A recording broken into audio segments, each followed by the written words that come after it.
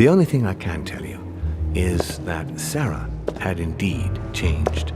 In your opinion, why would your mother remain in hiding over several weeks? You must leave me alone now. I have agreed to everything, even to... But you do realize your mother will have to accept the consequences of her acts. I hope that your search will prove successful and bring Sarah back to us soon. I'll be leaving now because whatever it is you're up to, I do not want to know. Since then, we have become one and the same. We have officially erased the identity of my sister Emma. Emily Hillsborough. The woman with two faces. Everyone seems to be a little unnecessarily heated. Don't forget where you are, please.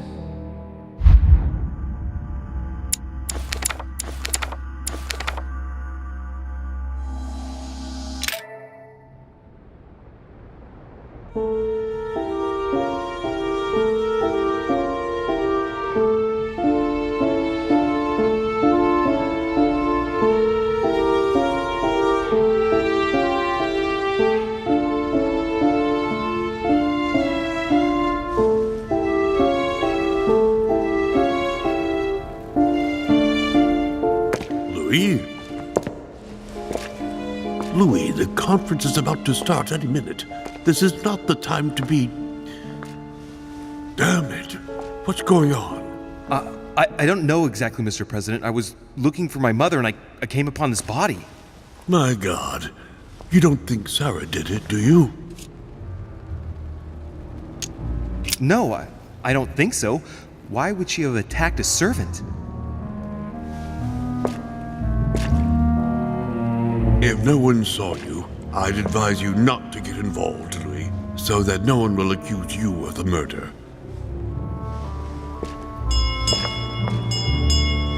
Ah, darn, the conference is starting. Time is of the essence. Sort this out and join us as quickly as you can in the conference room. Everyone will be expecting you. Mr. President, this is not really the right time, and I didn't come for that. Your mother's seat cannot remain vacant. You must replace her while she's still missing. Your mother and I were to support Mortimer on this project. I don't know what the subject is, but the future of our countries depends on it. Given the importance of all this to Mortimer, he won't let the conference begin without you. So if you don't want more servants coming looking for you, I'd advise you to join us quickly and to put a brave face on it. The best favor you can do for yourself, Louis, and for Sarah, is to come and support Mortimer's project at the conference. Look, I don't mind following you, but I should warn you, I have no idea what this is all about. So I can't make any promises as to what I might do. I shall make my decision after the debate, when the time comes. Ah, very well. As you wish. You will see once you hear everything. But given the situation, I think you will have everything to gain by joining Mortimer's side. I'm going. Don't be long. Tell them that I'm on my way.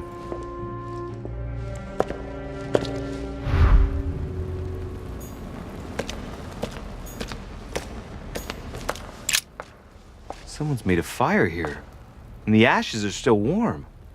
If you're the one who did it, Mother, it couldn't have been easy with only one hand. I must have just missed her. If only I hadn't wasted so much time getting out of Lord Mortimer's study. An old blanket. From the looks of it, it couldn't have kept her very warm. Leftover food. Not exactly fresh. Must have been here for a while.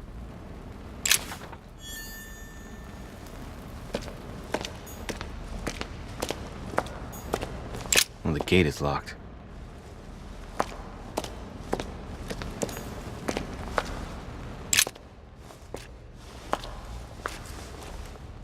Oh, he's dead. What the hell's been going on here? Let's see what secret's hidden under these masks. His face doesn't ring a bell. I'm a bit disappointed. Might have expected more from Lord Mortimer.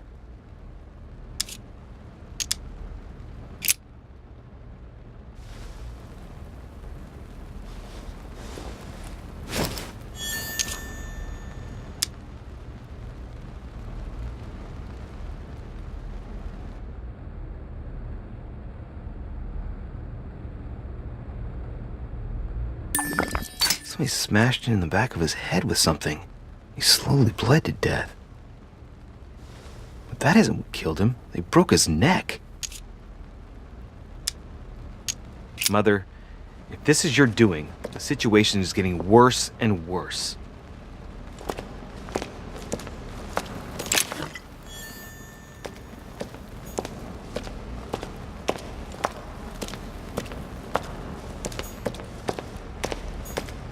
Well, the gate is locked.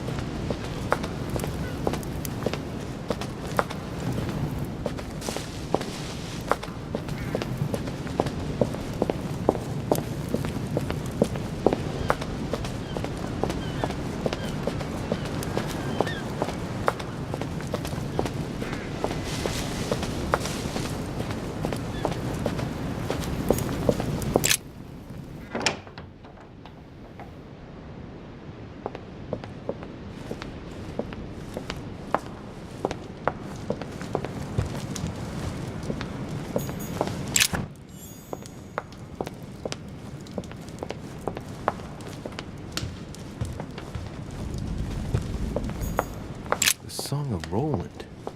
Roland feeleth his death is near, his brain is oozing by either ear. With his brain oozing, it's already remarkable that he can feel anything.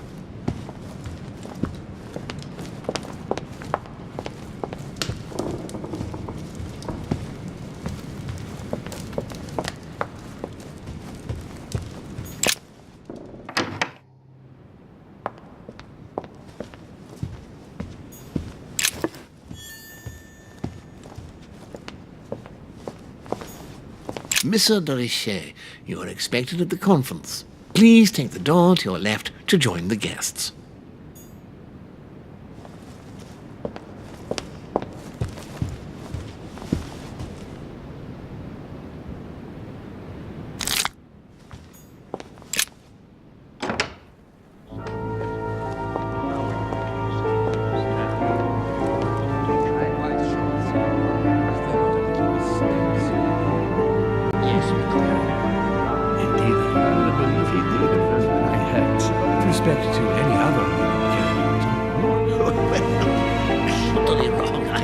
I have suspected it.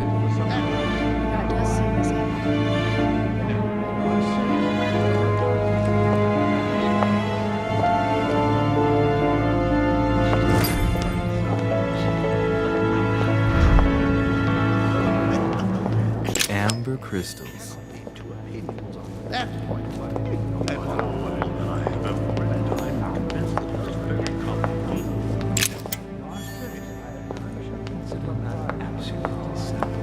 Certainly, sir. Are you quite sure? Is there not a mistake somewhere? Yes, because she asked him at last, and he could not help answering her, but she said he seemed quite angry at being spoken to. But it is not sound. No, it is not sound. Your conjecture is totally wrong, I assure you. A Byzant from the Byzantine Empire. A coin often used during the St. I Louis have era. already told her so once. Good evening, gentlemen. Are we ready? The much-awaited conference is about to begin? That is what we have all been waiting for. I believe that Lord Mortimer wishes to speak to you before it begins. You should go and see him. Are you quite sure, sir? Is there not a little mistake somewhere? Yes, because she A asked chest him with at a last, motif and he representing could the not help alchemical symbol answering of her, but water. She said he seemed quite angry at being spoken to. But it is not sound. You know it is not sound. Your conjecture is totally wrong, I assure you. I have suspected it for some time, but now I am convinced. I have already told her so once, by your desire. Are you quite sure, sir? Is there not a little mistake somewhere? Yes, because she asked. I don't know if you ever found what you were looking for in the garden, but Mortimer is waiting for you. I suggest you get a move on. You say it as if you were afraid of him. Your conjecture is totally. I sense that you have things you'd like to say, but something's holding you back. What is going on between you two? Nothing. Absolutely nothing. I believed in him. I followed him to the best of my ability. I championed his ideas, defended his decisions, and then, without even realizing it, I became lost. The siren's song, Monsieur de Richet. You wake up one morning, not knowing where you are, and you think about everything you've done for a man who wasn't even worth it. For a man who has no respect for you, who uses you, and who drops you as soon as he no longer needs you. For me, it's too late now. But you still have a choice. Don't respond to his call, sir. Your conjecture is totally wrong, I assure you. I have suspected it for some time, but now I am convinced. I have already told her so once, by your My son, glad you're here. It seems Lord Mortimer's been waiting for you to arrive before beginning. What a pity your mother isn't here for the conference. I hope I'll be able to see her before I leave. I still have a very important letter to give to her. Feeling all right, Louis? You look like you're miles away. Everything's fine. Don't worry. Lord Mortimer wants to talk to you, Louis. Don't make him wait. Indeed, I rather believe he did. I heard some of it, but I heard being spoken to. But it is not sound. You know it is not sound. Your conjecture is totally wrong, I assure you. I have suspected it for some time. I have already told her so once, by your desire. Are you quite sure, sir? Is there not a little mistake somewhere? Yes, I'm convinced that it is very common indeed. Ah, Louis, I've been expecting you. Thank you for joining us.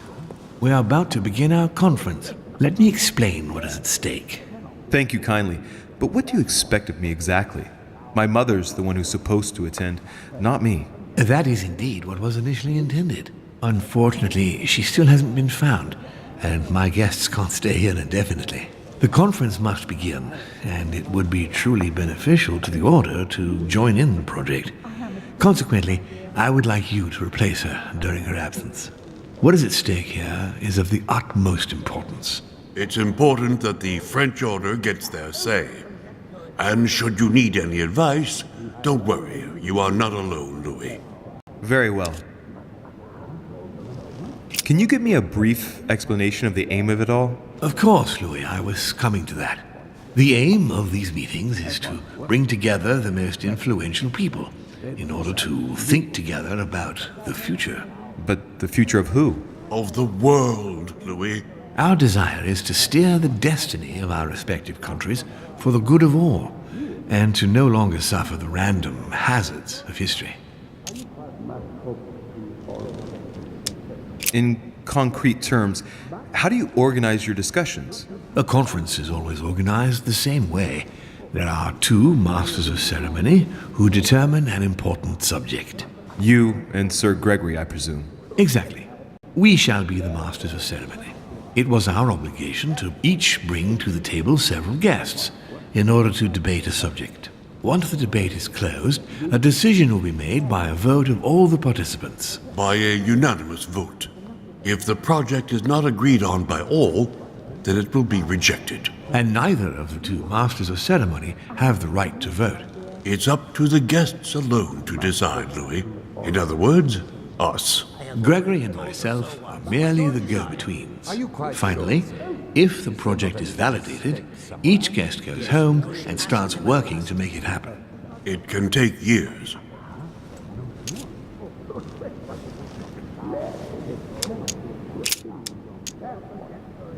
how long have you been active? Oh, this tradition has more or less always existed, Louis. It has continued from generation to generation.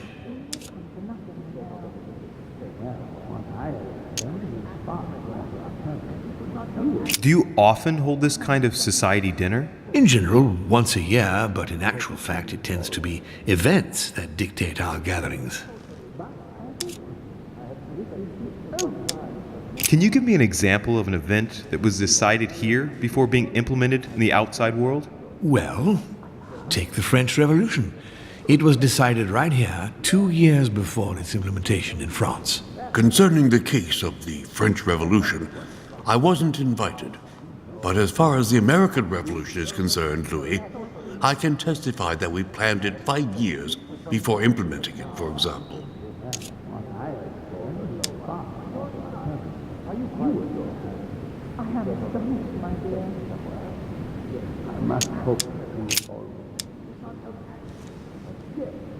Louis, let me keep you a moment. I would like to let you in on a secret before we begin, because I'm going to need your assistance. You see, the project I'm going to present concerns the territory of Louisiana in North America. It's currently Spanish territory, and I'm going to make the proposition to the Assembly for it to become French. But how does that concern me? Well, you see, I prepared this project with your mother.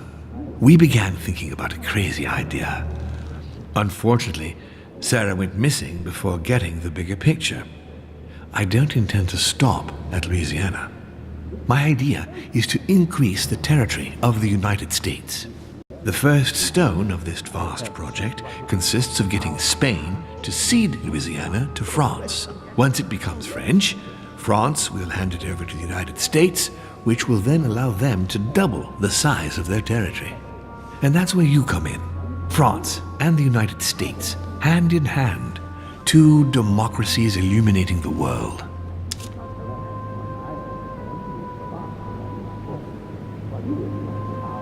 Lord Mortimer, I'm sure you're aware that Louisiana is hardly prime quality land.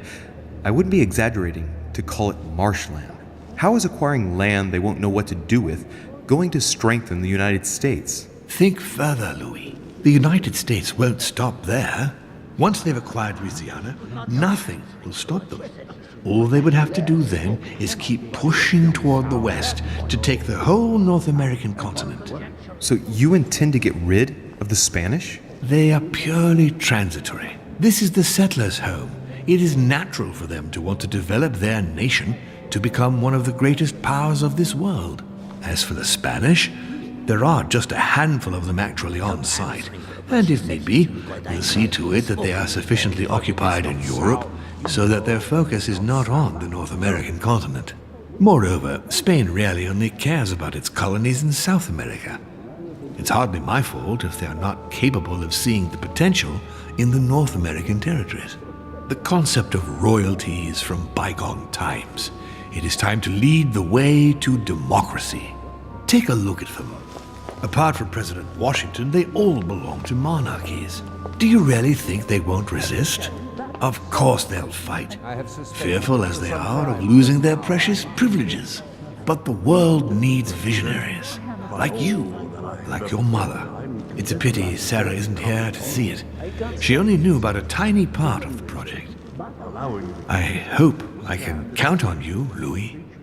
It's time to start now. I must ask you to keep it to yourself for the time being. Take a seat, follow the discussions. We'll have an opportunity to catch up later, and you'll be able to let me know your thoughts.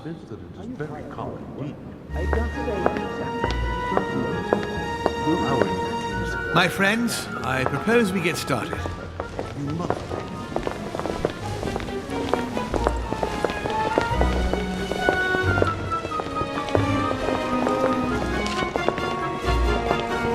First of all, I would like to thank you for taking the time to come. The honor is ours, my lord.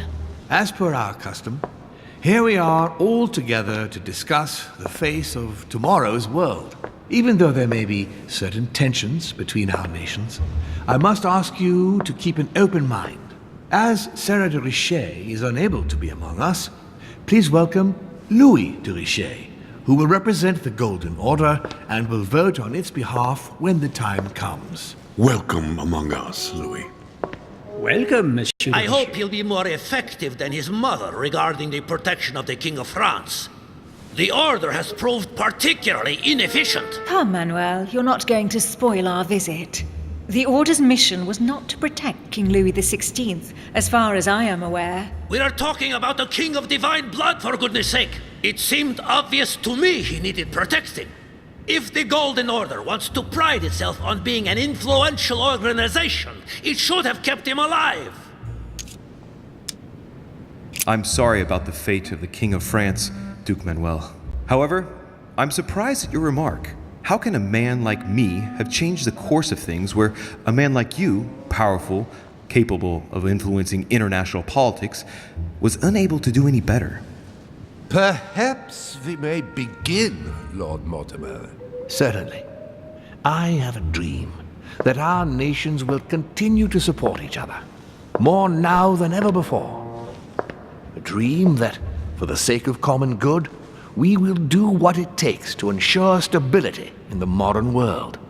I have a dream that we shall lead by example and ensure that the American territory may remain in peace. Thank you for the thought, Lord Mortimer, but I don't see where you're leading. I'm coming to it, Mr. President. I need not remind you that North America is currently divided between the United States on the East Coast and Spain, which occupies the remaining 2/3 of the continent.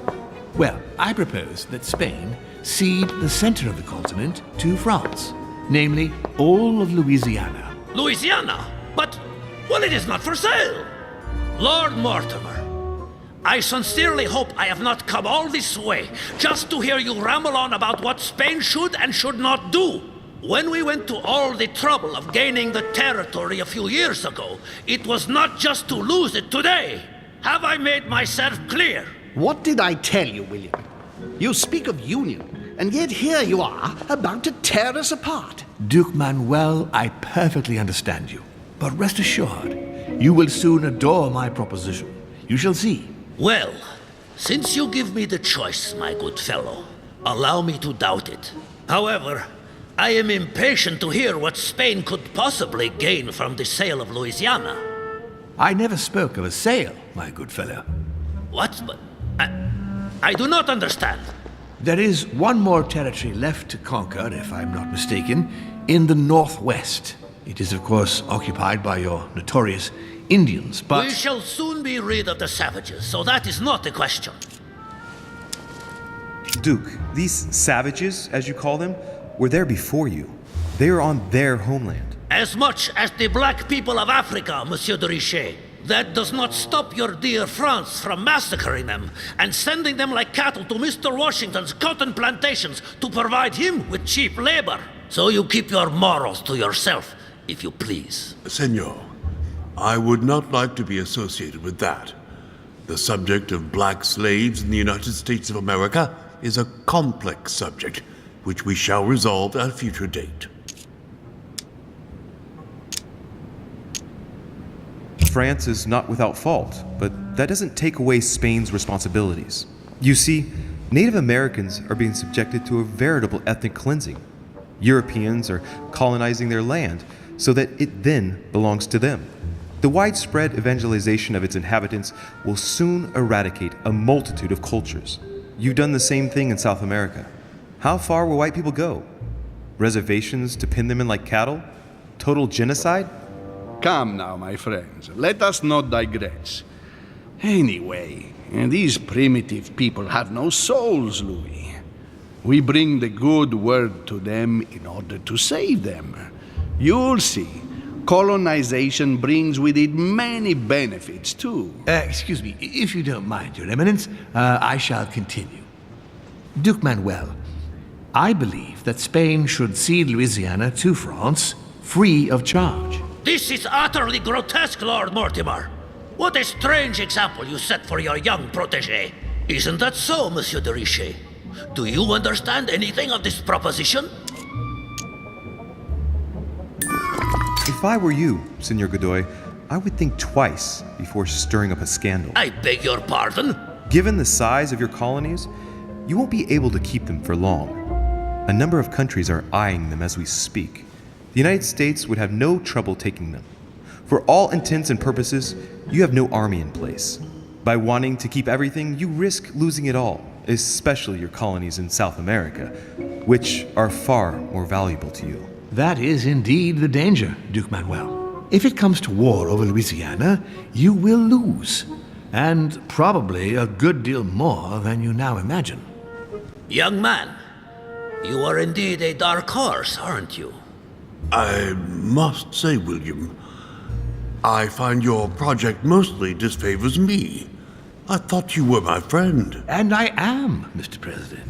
That is why I'm doing everything in my power to calm your expansionist fervor.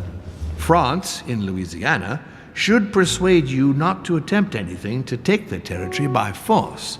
Louisiana is a vast wetland where you would needlessly lose most of your troops. It would weaken you and offer certain nations the perfect opportunity to take back your famous United States. I am protecting you from yourself, George. Trust me. I understand. But with friends like you, sir, I certainly don't need any more enemies. I hope you know what you're doing.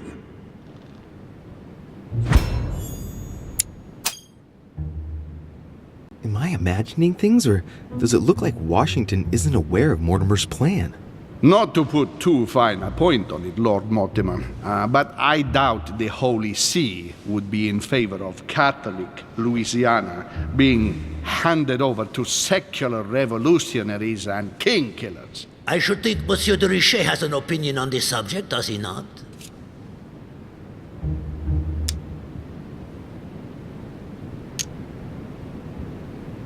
On the maps of Italy I saw in Mortimer's secret study, he had anticipated movements of troops across Italy. I wouldn't be surprised if he's planning an invasion of Italy by France, and if I push the notion a bit further, I can well imagine that Bonaparte's cannons, financed by the Order, will be used for that purpose. The noose is tightening around poor Piaggi's neck without him even realizing it. I don't know if I'm the best person to speak about that, Your Eminence.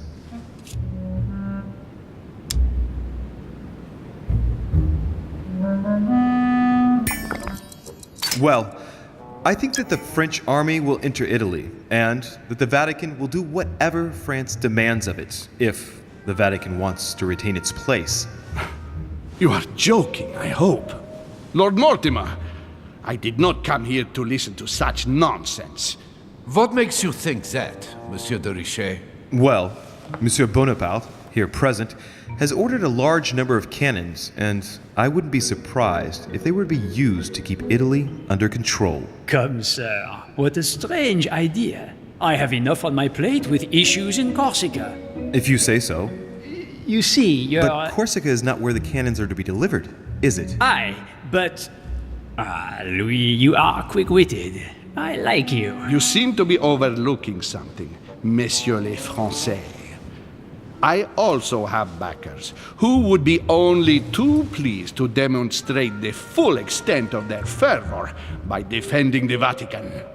Mi auguro che insegnerete l'educazione a questo giovanotto presuntuoso, Sir Gregory.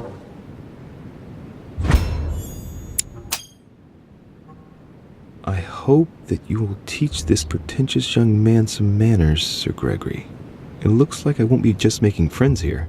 In any case, my lord, I doubt the English crown will agree. Ich will sicher Ihnen, Emily. Nie Preußen wird diese Vereinbarung akzeptieren.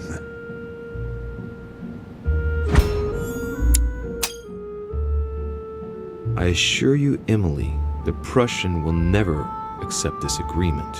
Volner looks like he's set on ruining Mortimer's plan. Duchess, I am persuaded that we shall find a common ground. That's enough, William. These are grave times. We don't care about the fate of Louisiana. That worthless expanse of putrid swamps interests no one but yourself. Speak for yourself, my friend. Hold on there, Mr. Royal Gigolo. Lower the volume, and let Sir Gregory finish.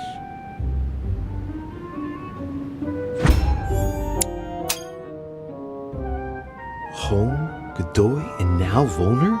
Mortimer's adversaries are ready to tear each other to pieces, and he takes a malicious pleasure in watching it happen. How dare Gentlemen, let us try to remain calm. There you are, William. See where your projects have taken us, as per usual. Chaos! That's enough. I'm tired. We shall continue this discussion tomorrow, but please be aware that your project will never be ratified. Those who are opposed to this project, follow me.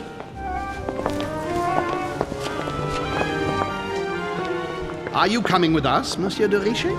Come, Gregory, I think Louis would rather stay. Wouldn't you, Louis?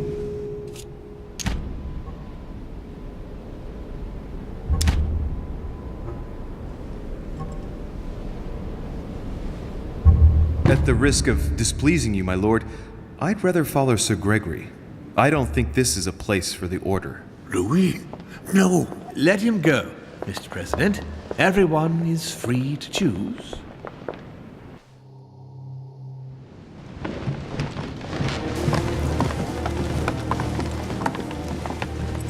How can he be so blind? If he keeps this up, he'll lead our countries to their destruction. Don't worry, we shall counter him, Sir Gregory. We have to act immediately. Calm down, Gregory. We only have to vote against his project, and that's it. They haven't got a chance. Just one vote will suffice. True. There is no chance of a unanimous vote. And he knows it. He must be preparing something else. What is he plotting? I know about his plan. What did you just say, Louis? His aim is for the United States to take the whole of the North American continent. But that is impossible. A democratic superpower. I don't understand. That has nothing to do with the coming vote. He will ask for France to take over Louisiana, and then hand it over to the United States, and so double the size of their territory. Once that's done, he will just need to push a bit more, and you will lose North America, Duke Manuel. God's blood! Has he gone mad? No, Johann. He has always been mad. Louis, I would like to thank you for what you've just revealed. If not for you, I don't know if we'd have been capable of deciphering his plans quickly enough to be able to counter him. What are we going to do now that we know about it? Destroy him. No! We'll beat him at his own game, my friends. His plan begins with Louisiana, which is still yours, Duke Manuel. He will begin with you. Expect to receive an envoy, French most probably. He will try to convince you by every possible means. Whatever he says, whatever he promises, you have just one response. It's war. If war is what you want, war is what you'll get. And on your own territory, in your homes. Enough games. Spain will join the coalition against France and declare war. You too, Duchess Hillsborough. You will speak to the Queen so that Great Britain commits to going to war with France. What do you expect from the Papal States, Sir Gregory? What do you think? That they hold a mass? They will go to war, of course. What is it that you didn't understand in what I just told you? We all declare war on France. Militarily, politically, and financially. And me, Sir Gregory? How can I help? Louis, you have won my trust. The Order will have to act in France, but even before that, I'm going to need you. Right here and right now. Leave me now. I have to prepare for tomorrow. Let's meet early tomorrow morning for the next phase of the conference, which promises to be most exciting. Louis, I'd like to see you a moment, please. Thank you for signing with me today. I won't forget it. I'm going to need you. Help me counter Mortimer on his own ground. Right here. I'm sure he'll try and win some of you over. He needs our votes. Now, you leave that to me. In the meantime, I must ask you to go and see President Washington and persuade him to trust me and join us. Do you really think that I'll be able to convince him? I'm not saying it's going to be easy, but I have total faith in you. He likes you, and thus he won't see you coming. You must be careful, though. If he senses that you are trying to manipulate him, he'll dig in his heels. Louis, use every means at your disposal. If Washington drops Mortimer, his defeat will be complete. You should go right away. There's no time to lose. William already has a head start on us. Very well. I'll go right away.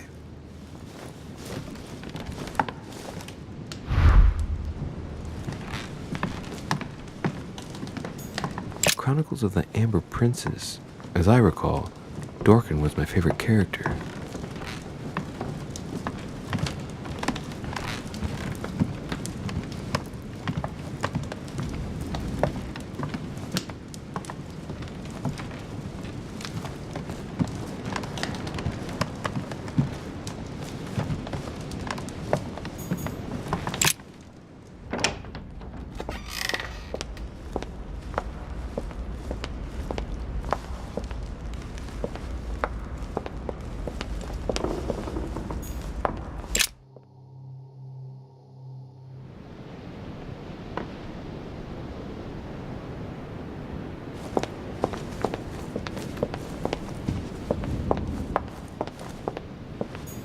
Hey, Peru's name tag's fallen off.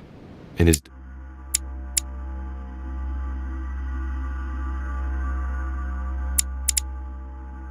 Where's a jar?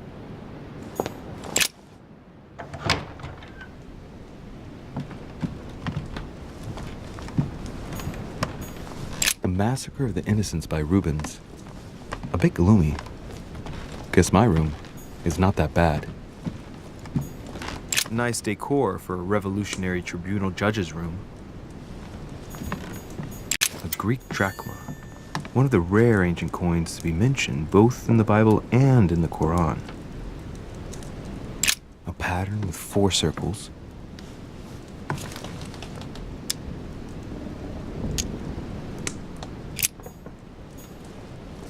Another painting on the Massacre of the Innocents?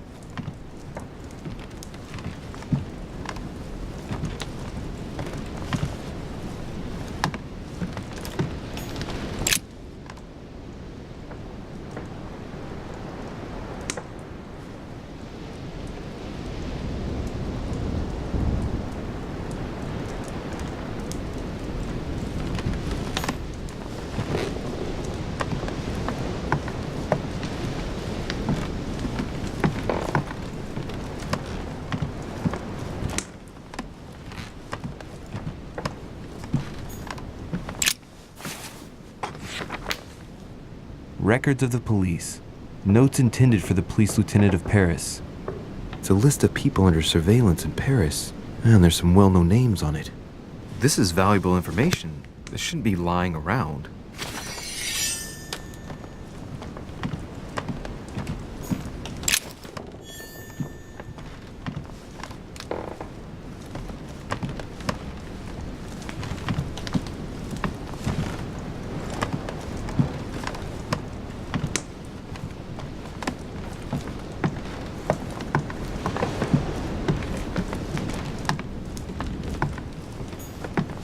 Pattern with 4 circles.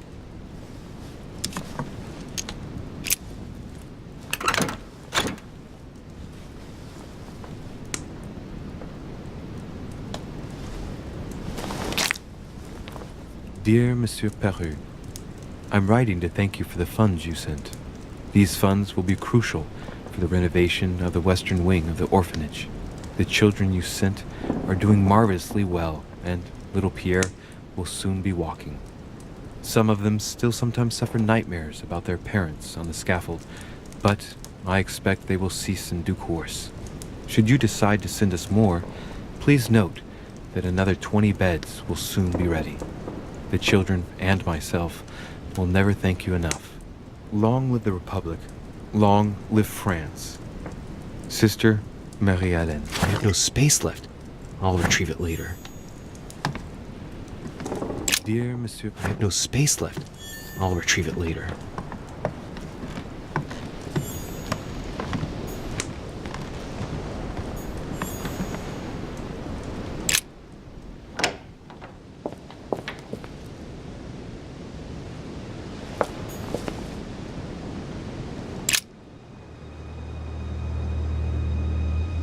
Leave me, Deriche.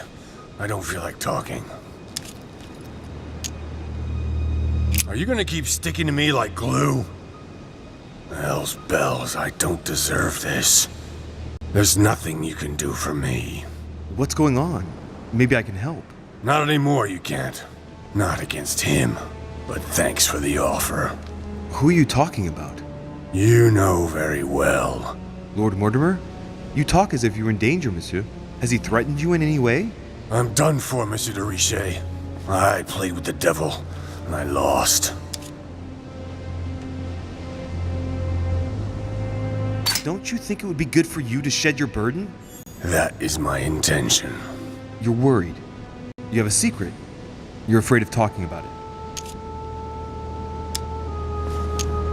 You're protecting someone who's dear to you. And apparently, you're prepared to die for that person. Twice over. Are you afraid for your daughter? What are you? Be careful, de Richet. Be very careful what you're about to say if you don't want to go flying off the balcony! What do you know about her? Nothing apart from the fact that you love her and you're saying goodbye to her. I read your letter on your desk. I ought to get rid of you. Perhaps I can help you. The hero syndrome. You always think you can fix things. She will be safer far away from me. That's it. What's more, no one must find out where or who she is. Is that clear? Perfectly. But why say goodbye to her? She must still need you. The only thing she needs is for him never to find her.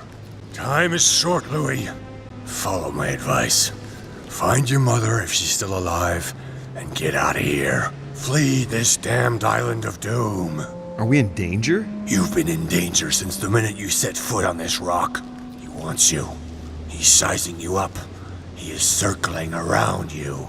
It's blindingly obvious, and you, flattered as you are, will soon be running around for him just to keep your place among his precious few. It feels so good to be accepted by him. You will experience power, wealth, glory. He will give it all to you, until one day you will feel so eaten up inside that you will no longer know who you are. You will find yourself void of all conscience, of all freedom, and can no longer look at yourself in the mirror without feeling sick. Refuse, I tell you. From now on, say no. No! You're a good man, Louis. You look after yourself. As for me, I shall take back my freedom tomorrow morning. I'm through with it all. There you go. Back in the saddle. I'm glad to hear it. Come on. It's late. I'd like to get some rest. Very well. I'll leave you then. See you tomorrow, monsieur.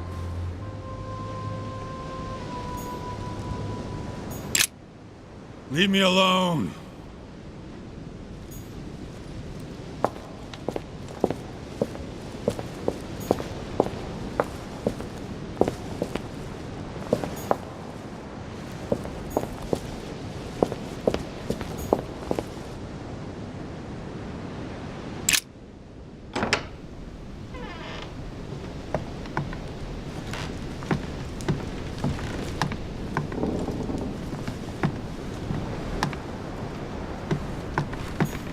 Vercingetorix throws down his arms at the feet of Julius Caesar by Royer, two great army chiefs. My dear Napoleon, as previously agreed, I would like to ask you to join us in January on my island to participate in the High Society meeting organized for the King.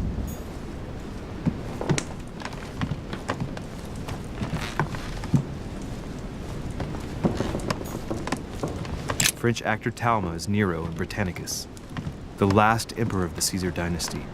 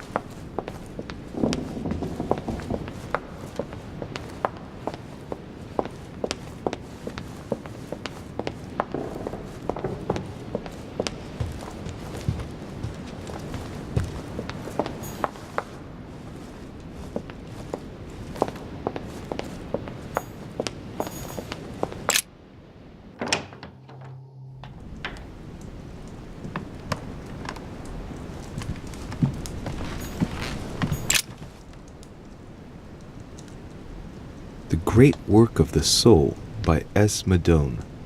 Pure alchemy is a thought, an art that is performed on the matter of the soul.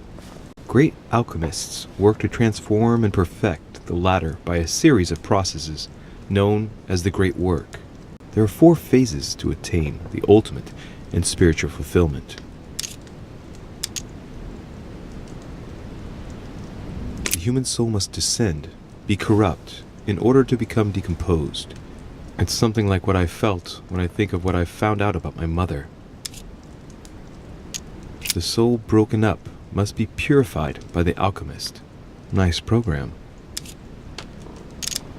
The soul must be transformed in order to attain sublimation by the recombination of the alchemist. It's tempting. Thus ends the great work. The incarnation of the purified spirit, the elevation of the soul, now become perfect. Its resurrection, thanks to the action of the alchemist. Except if the alchemist has bad intentions, then it's called manipulation. Very metaphorical as occult theories go, the human spirit being the prima materia of the alchemist.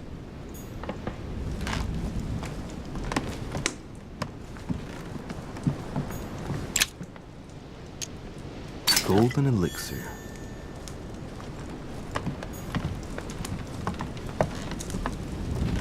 Honey. I couldn't have hoped for better. The signs of obscurantism.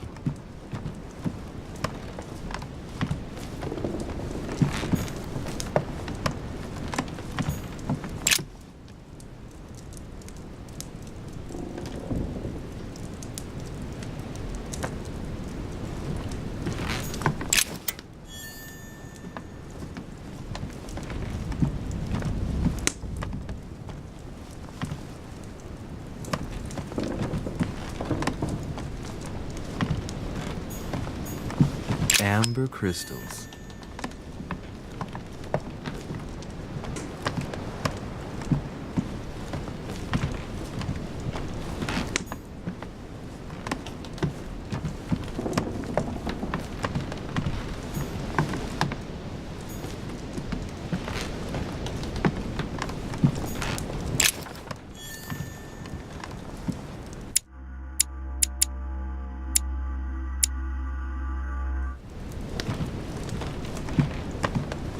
Greek drachma, one of the rare ancient coins to be mentioned both in the Bible and in the Quran.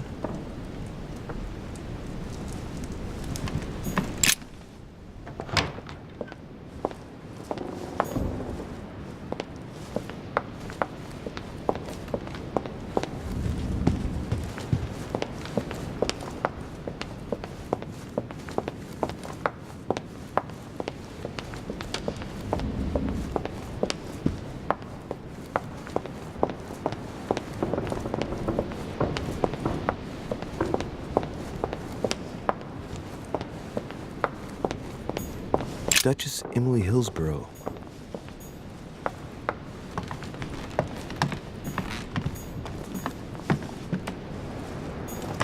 Duke Manuel Godoy.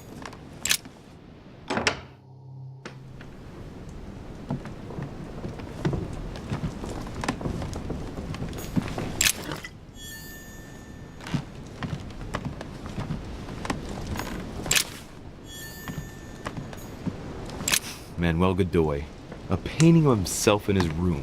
Now that's not going to help him develop a sense of modesty. The Kiss of Judas, painted by Caravaggio. This is how Judas pointed out Christ to the Roman soldiers. Can you imagine a worse betrayal? Don Quixote. Talking without thinking is like shooting without taking aim. I'm gonna have to think about that one.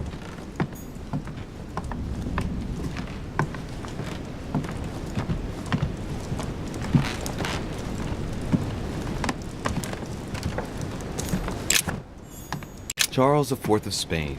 Now there's no chance of Godoy forgetting who he owes everything to.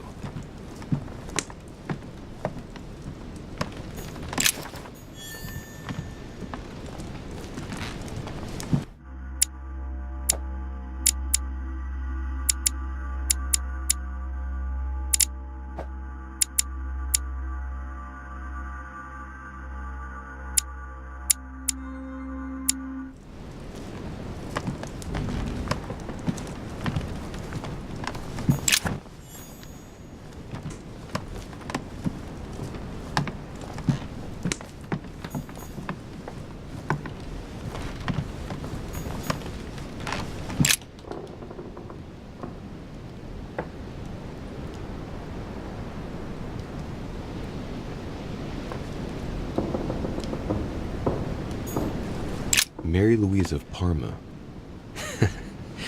How ironic having a painting of the Queen of Spain in one's room, my Lord Duke.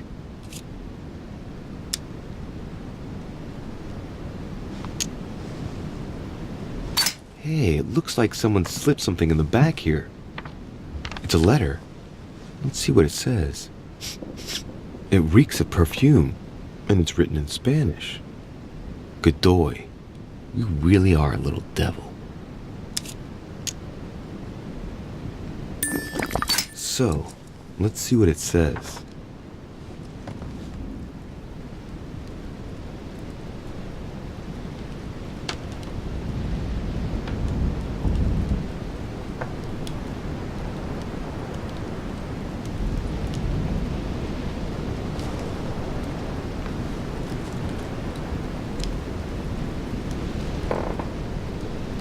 It seems that the Queen isn't the only one enjoying the Lord Duke's favors.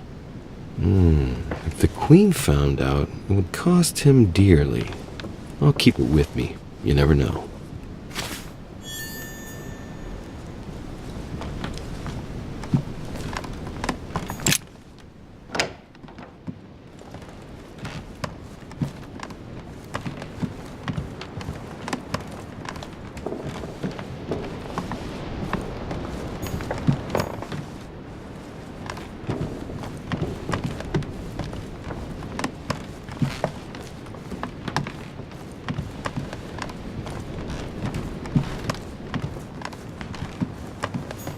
President George Washington.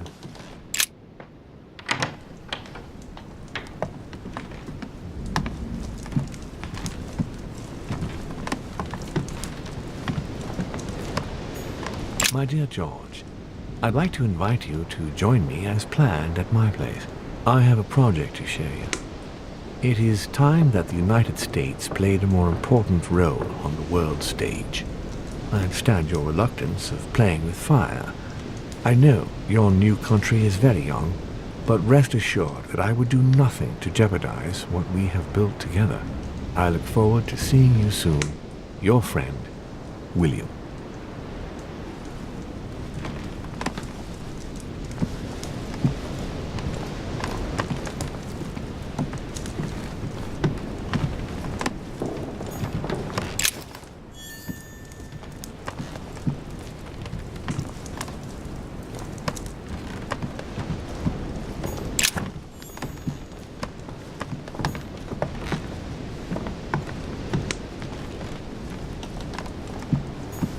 Portrait of George Washington.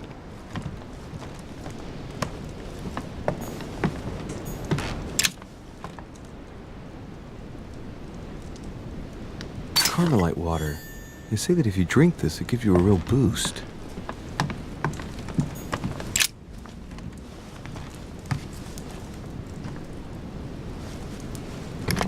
Locked.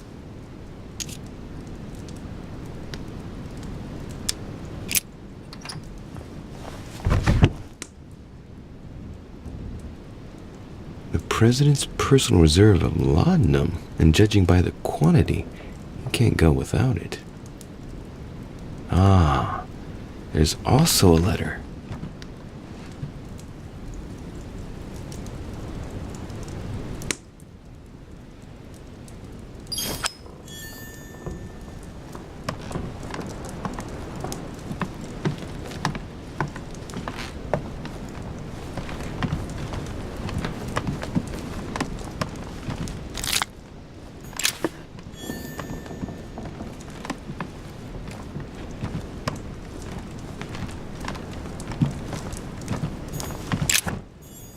Map of Vermont.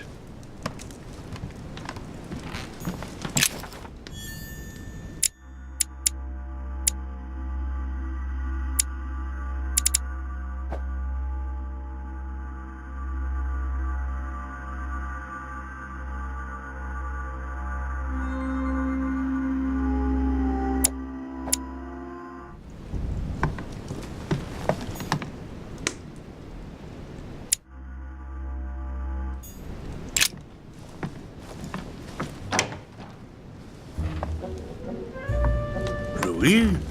What are you doing in my room?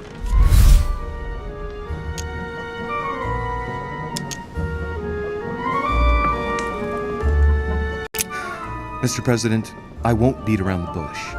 I came to persuade you not to follow Lord Mortimer on this one. I appreciate your forthrightness, Louis. That will save us some time. Well, since you're here, can I get you something to drink? No, thank you, Mr. President. As you wish. Well, Louis, it's getting late, and this is not my first conference, so let's get straight to the point. You are here to motivate me to change sides. I have decided not to follow Mortimer. I noticed. Every man must make his own choice. What can we say? That's the political game. And you did not commit to supporting Mortimer, so there's nothing for you to feel bad about. So what can I do for you?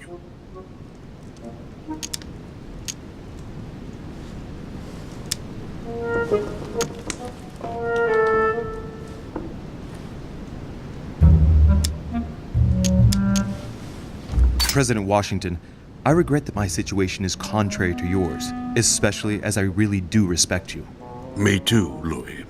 Let us not mix business and emotion. Understood. I've just come from a meeting with Sir Gregory and his supporters. They are all rallying against Mortimer's project. That is to be expected. Great Britain, the Kingdom of Spain and Sicily, the Kingdom of Prussia, the Holy Empire, the Kingdom of Portugal, of Bohemia, and of Hungary. I know, Louis. I know. The coalition against France also gives me cause for concern. I'm certainly not saying that, on paper, Mortimer's plan seems very viable. Anyway, you haven't really said what you wanted to say. Tell me, Louis, what have you come here to sell me? You should join home. And why would I do that?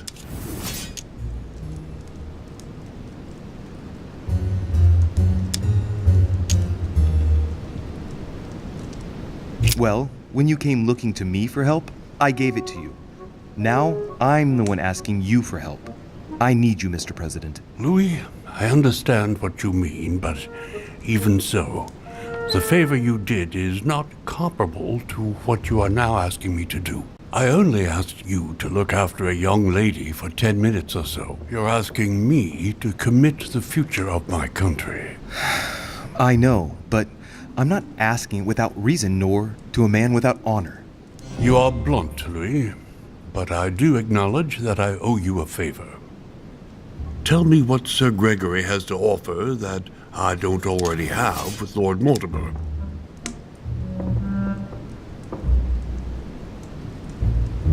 By following Sir Gregory, you'll be sure to be on the right side of the bayonets, Mr. President.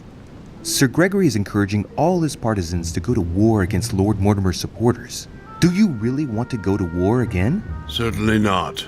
I would not allow it. Louis, you convinced me. I congratulate you for your performance, because I didn't think it could happen. I merely exposed the facts to you. Don't spoil everything with your false modesty now. You really were very good, and that's that. In any case, I shall follow you on this one. This may well arouse Lord Mortimer's wrath, but I must put the United States before anything else. Have we finished, Louis? Absolutely, Mr. President. I shan't keep you any longer. Allow me to take my leave. Good night, Louis. Get some rest. Tomorrow will be a very big day. Well, that's one thing out of the way. Only thing left to do is wait for the conference to resume tomorrow morning.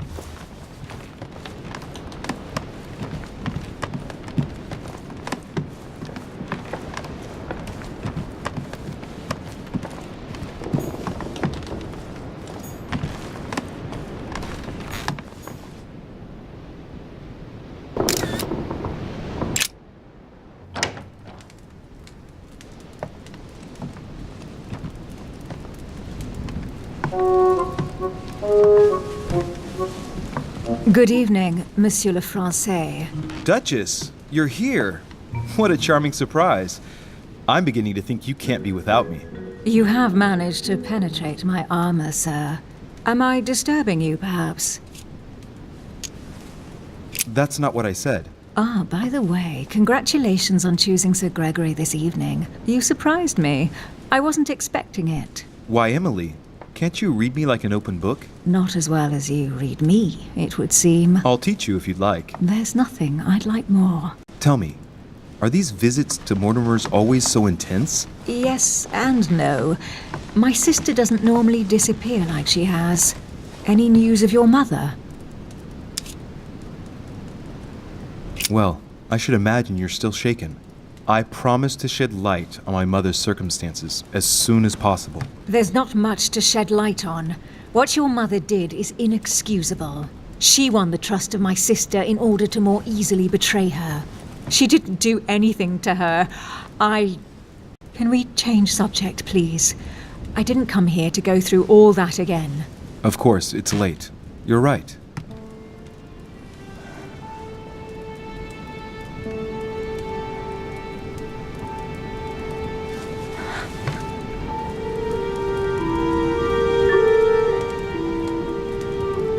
Come, Louis.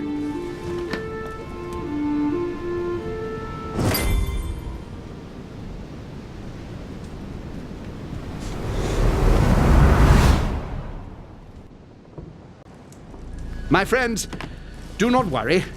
I assure you that Lord Mortimer's plan will never see the light of day. I shall deal with informing our allies, but for the time being, I need you to make a stand. What do you think about Monsieur de Richet? I don't know yet. I feel there's great potential in him. He looks like he can be trusted. Why isn't he with us? He was opposed to Mortimer. I'll wait and see. I'm still not sure of his position. And Duchess Hillsborough, why isn't she here? She's busy. Don't worry about her. Oh, isn't it time to replace her? Not so fast, sir. She is an important figure. You ought to have a little more faith in her. What are we going to do about Washington? He will be a hard nut to crack. On our chessboard, he is Mortimer's king. Don't worry. Mr. President only wants one thing: to keep his dear America united. He won't jeopardize everything he has achieved on a whim.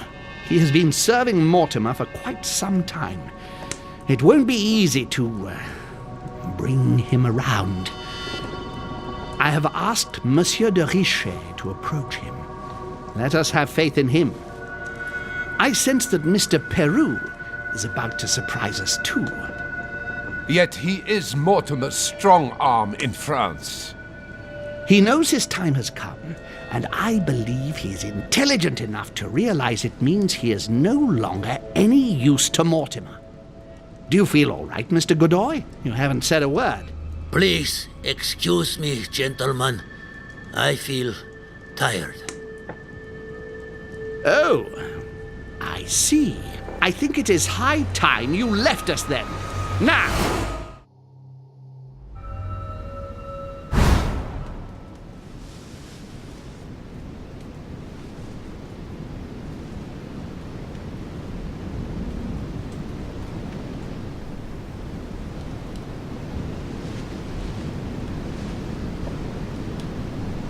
Emily?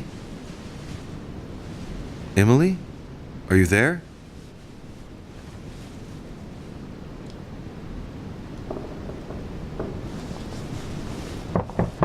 Sir, the conference is about to begin. You are expected in the conference room. Tell them I'm coming. Thank you. Come on, Louis. The game is back on.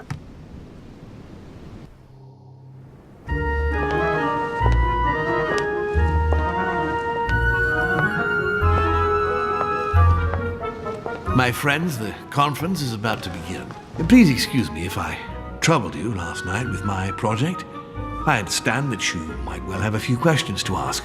As you know, the final vote will be cast in a few days. This morning's aim is to answer your questions and check the temperature of your respective positions so that we may reach a greater understanding. As always, Lord Mortimer. We parted in perfect disagreement, my lord. Where would you like us to take it from? Come, sir. Please let William believe he still has a chance of winning us over. Otherwise, his imprecations will lack panache, and we shall be bored stiff. Oh, let me reassure you, I am convinced that a good night's sleep has brought sound advice, and that this morning will be even more interesting.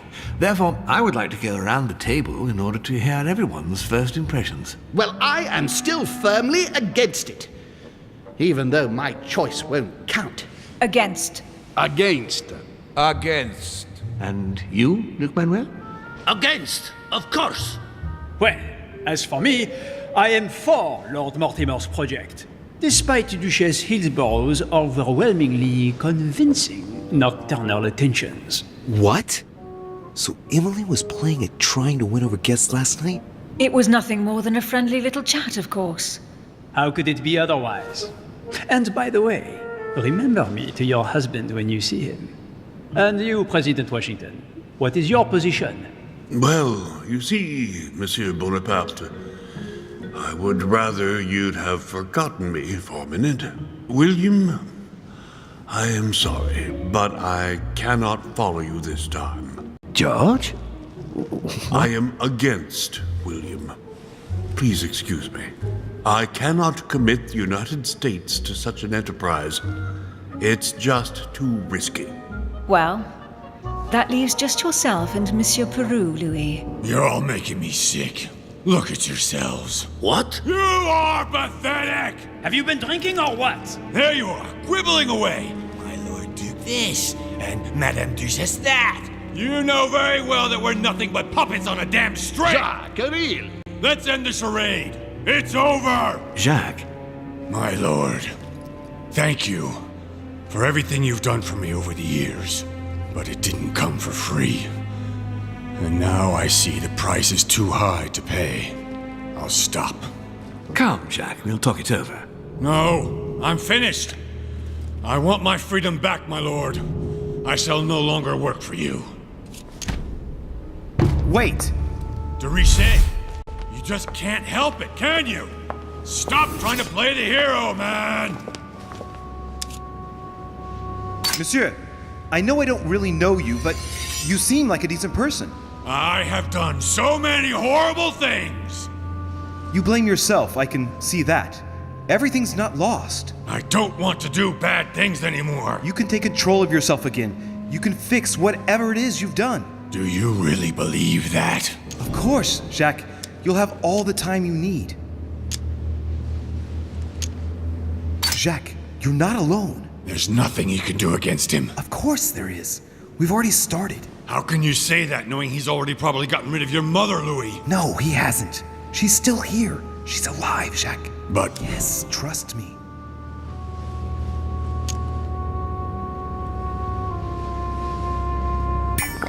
This is not who you are.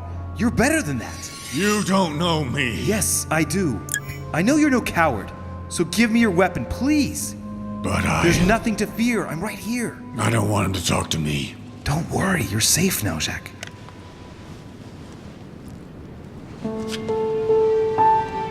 Monsieur Peru, you could have seriously hurt someone if Monsieur de Richet here hadn't stopped you.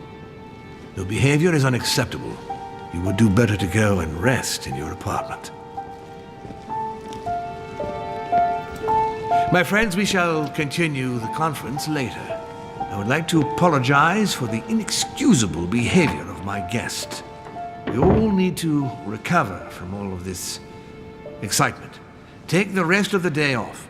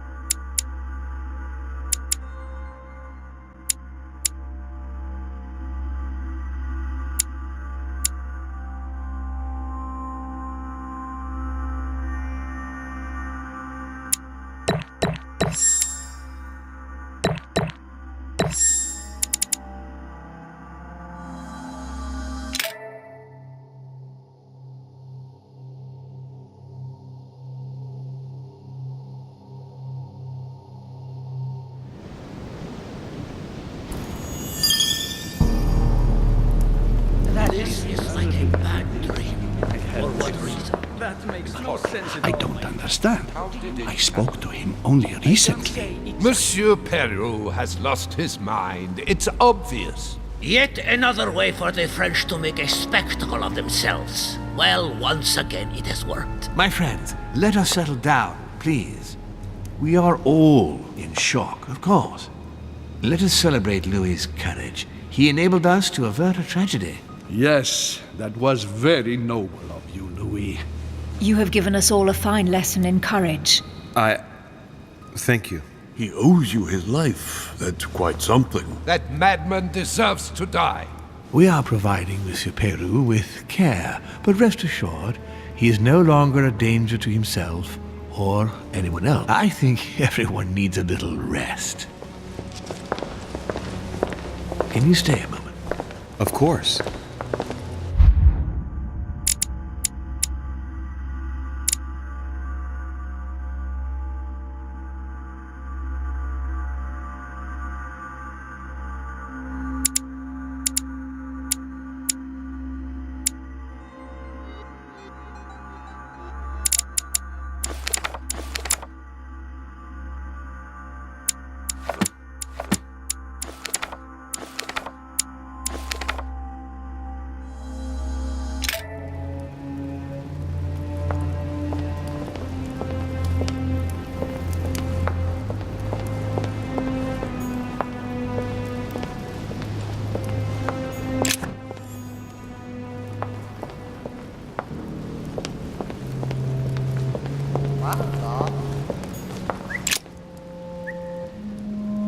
Louis, I wanted to thank you personally. I admire what you did to save Monsieur Peru's life. You have given us all a wonderful lesson in courage. Don't mention it, my lord. You would have done the same. I was just quicker. Humility is a fine quality, sir. Where is he now? In his room. I've sedated him. I don't want him trying to take his life again. Or, worse yet, attacking one of the guests. When in despair, Monsieur Peru is clearly a dangerous man.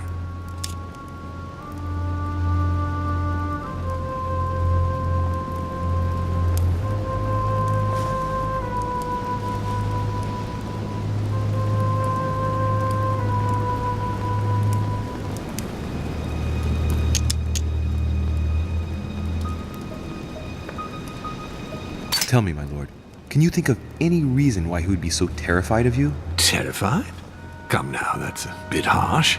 I think he was simply unable to put things into perspective. I see no reason to fear me. Ask President Washington. I don't believe I'm such a difficult friend. Having spoken to him, I can assure you that he feared you even more than death itself. Had he disappointed you in any way recently? Of course, he was on the edge. He was desperate, and it grew noticeable in his work. Our collaboration was probably coming to an end, but I certainly didn't feel the need to threaten him, ever. But without you, no more support, no more money. It was an end to his social status. If you lost, he lost everything, didn't he? No, not his life. Thanks to me, I guess. On that note, my lord, I'll be leaving you. Have we covered everything? Absolutely. Oh, Louis, one more thing, please. What a pity you didn't support me during the conference. I hope I can count on you on the day of the vote. This major project needs men like you, Louis.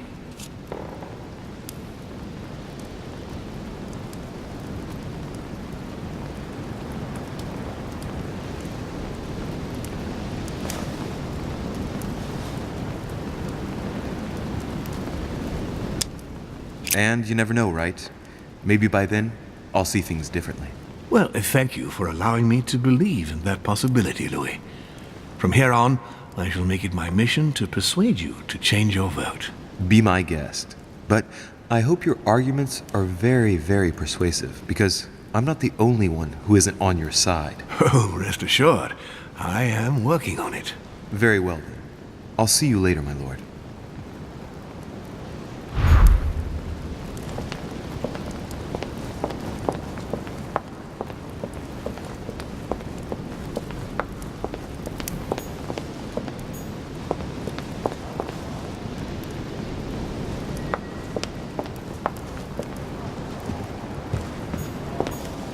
Dante's Purgatory.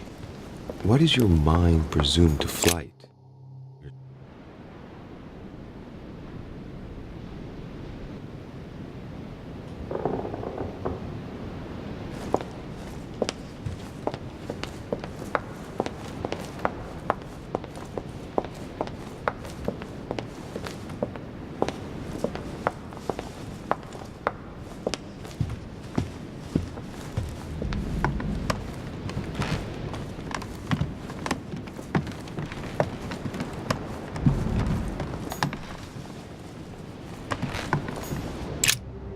Your Eminence. Ah, Louis. Well done, my son. You may well have saved our lives. Who knows what that madman was capable of? It was a reflex reaction. And modest as well. Sarah would be proud of you. It's not going to help matters for Mortimer. Now he has one less vote for the conference.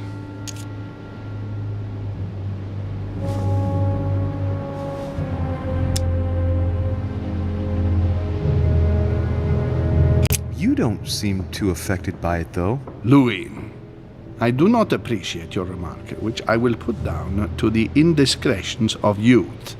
I am here in the interests of the Holy See. But I am above all a Christian, and it hurts me to see lost souls take a wrong turn. Of course. But even with such a setback, I'd still be wary of Mortimer. I sense he has still a few surprises in store for us. Oh, I fully agree with you. I've been told about Washington.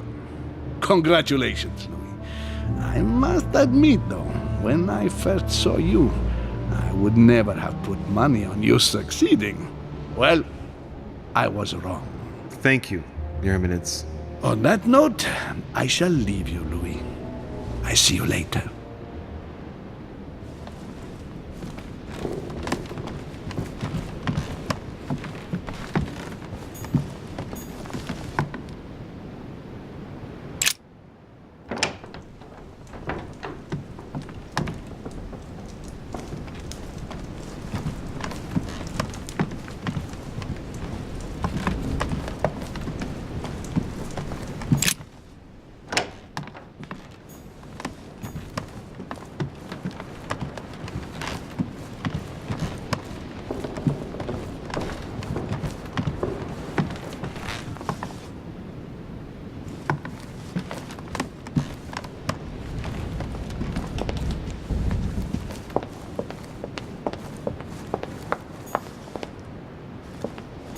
Monsieur Johann van Vulner.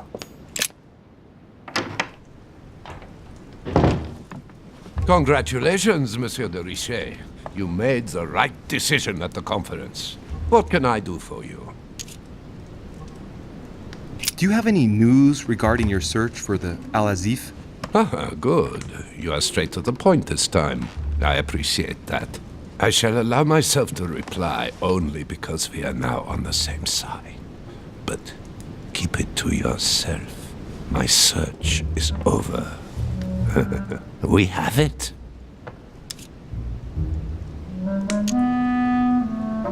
Congratulations. You were quicker than me. Oh, don't blame yourself. You had no chance of getting the better of Sir Gregory. Well, at least I tried. So, tell me, where did you find it? Would you believe that your mother gave it to Emily's twin sister before we arrived on the island? Apparently she asked her to hide it, and once she had done so, your mother intended to kill her. But Emma, Emily's sister, survived. So Gregory realized this and hid her in his apartment to tend to her, without anyone knowing. When she came around, Emma rallied to Sir Gregory and told him where the Al-Azif was. And that was it. That's one good thing. Done and dusted.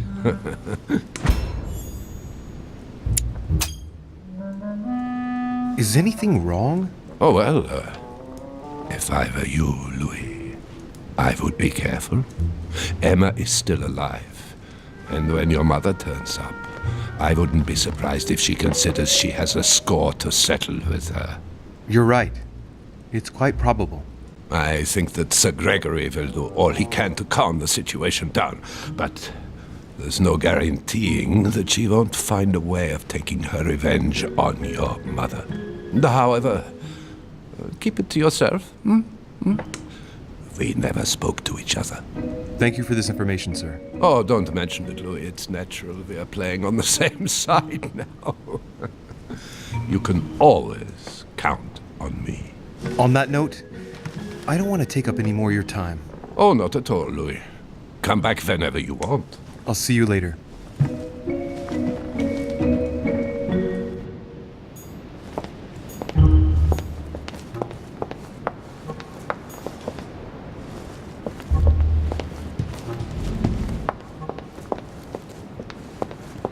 I already mentioned it yesterday. Either you or to someone else. Impossible to tell with you people. Yes, sir. Your yes is not sufficient. Tell the others, for crying out loud. Remember to close my window once you've done my room. This isn't Corsica, you know. I'm freezing. Of course, sir. I'll see to it straight away. Good. Proceed. Yes, sir. Monsieur Bonaparte. Sorry, Dorishi. I have no time for traitors such as yourself. I beg your pardon? If you are here, it's because Lord Mortimer agreed to include you. And what's the first thing that you do? You betray him by following Sir Gregory and bending over backwards to turn Washington against him. Oh, I'm sorry. I thought I was free to vote as I pleased. I didn't realize I had to vote for Lord Mortimer in order to show my gratitude toward him. Hey, he invited me here to come and look for my missing mother during his high society party. I'm sorry, truly sorry. I don't know all your customs yet. It's just common decency that when invited to a man's castle, you don't go and to pee on his boots. Is it too much to ask? I guess it is.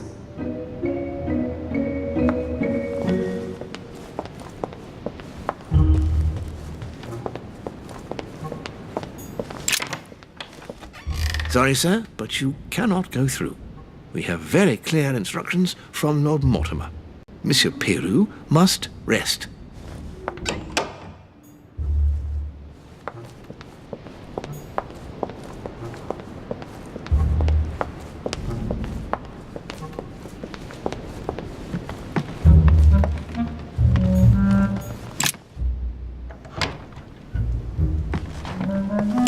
Monsieur de Richet, I have no time. I was about to join Sir Gregory.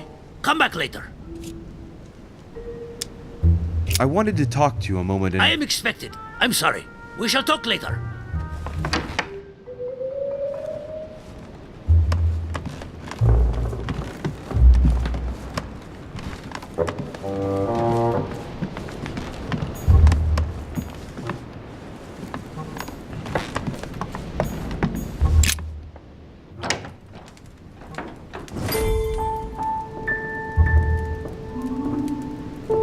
Next time, I'll listen to my mother. Not a day has gone by without something happening to me. What now?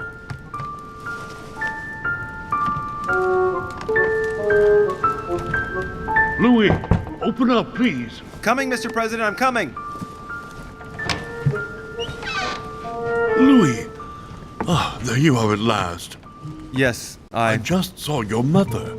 She was accompanied by Emily, and they both went into the Duchess's room. I tried to join them, but I was refused entry. Louis, this does not bode well. Oh, shit. Emily might want to avenge her sister. I must act quickly. You're right, Mr. President. Thank you.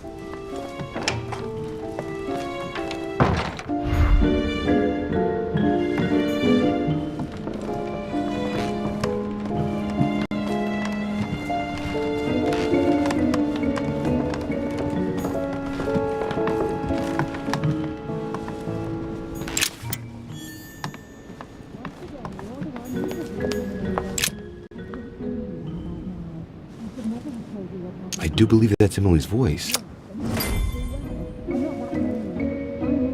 I can't understand what she's saying. Emily! Emily, are you there? Answer me. Emily!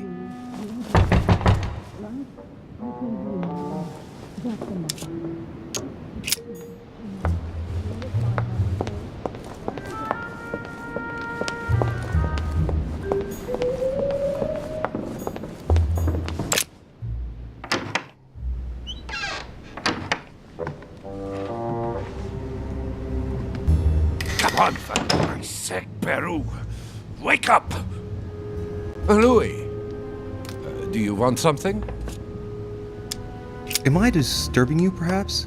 Oh, why, no, not at all. Now, we are on the same side. How can I help? Tell me, what were you two doing? I'm trying to get some sense out of this vegetable, but I'm afraid Mortimer's over-sedated him. He can't even speak. But I'm not beaten yet. I'm sure he will end up telling me everything he knows, and especially where Mortimer's hideout is. The manor must be riddled with secret rooms, and I'm sure that Peru knows some of them. You wouldn't know of any, would you, by any chance? Yes, I know of two. Oh, really? Louis, God bless you. There's one behind the large chimney in the portrait gallery, and the other one's in Mortimer's study. Tell me about the one in his study. Would you know how to open it? Certainly. Under his desk, you'll find a pedal which moves the painting behind. You'll see. You can't miss it. Then, you just need to enter 1191 as the code, and the door will open. Oh, Louis, I will never forget what you just did for me.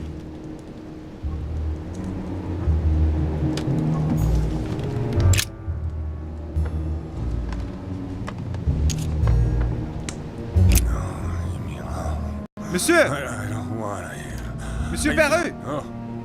I won't. No. No, don't touch her. No! Oh, man. I don't know what Mortimer's given him, but he's not looking all there. He's in a catatonic state.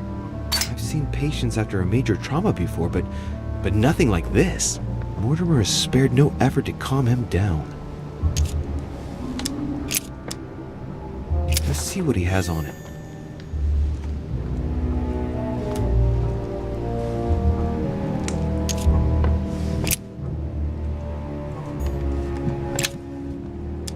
Great. Honey.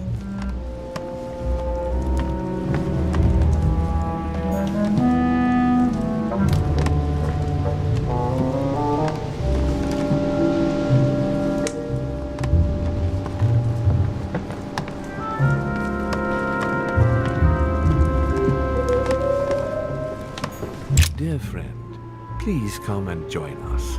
We must meet about the ongoing operations.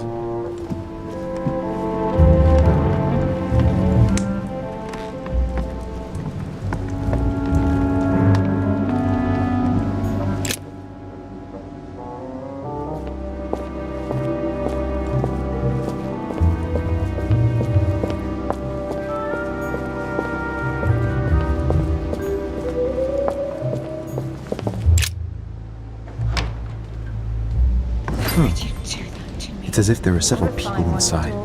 Once again, you're the one who's the victim in all this. What are you on about now? I should never have told you what happened to me. That's not wise, and you know it full well. I'm not that naive. William Pitt the Elder, addressed to Emily. He was the English Prime Minister. This letter dates from 15 years ago now. Madam, I shall never thank you enough for all your care and attention. I shall be indebted to you till my last breath.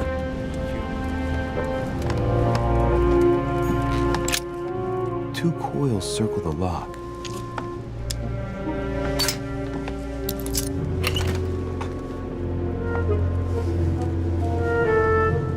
Dear Gregory, thank you for the information.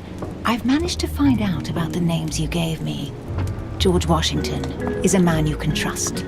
In spite of his obvious talent for politics, he has remained upright and honest. On the other hand, as you may well know, he is already doing business with Lord Mortimer. It will be more difficult to approach him. Napoleon Bonaparte was unknown to me until today. He's a passionate young French soldier for whom Mortimer predicts a promising future. Take heed. He is a man of conviction, which to my mind makes him potentially dangerous. As for Sarah de Richet, what more? All right. I've retrieved everything.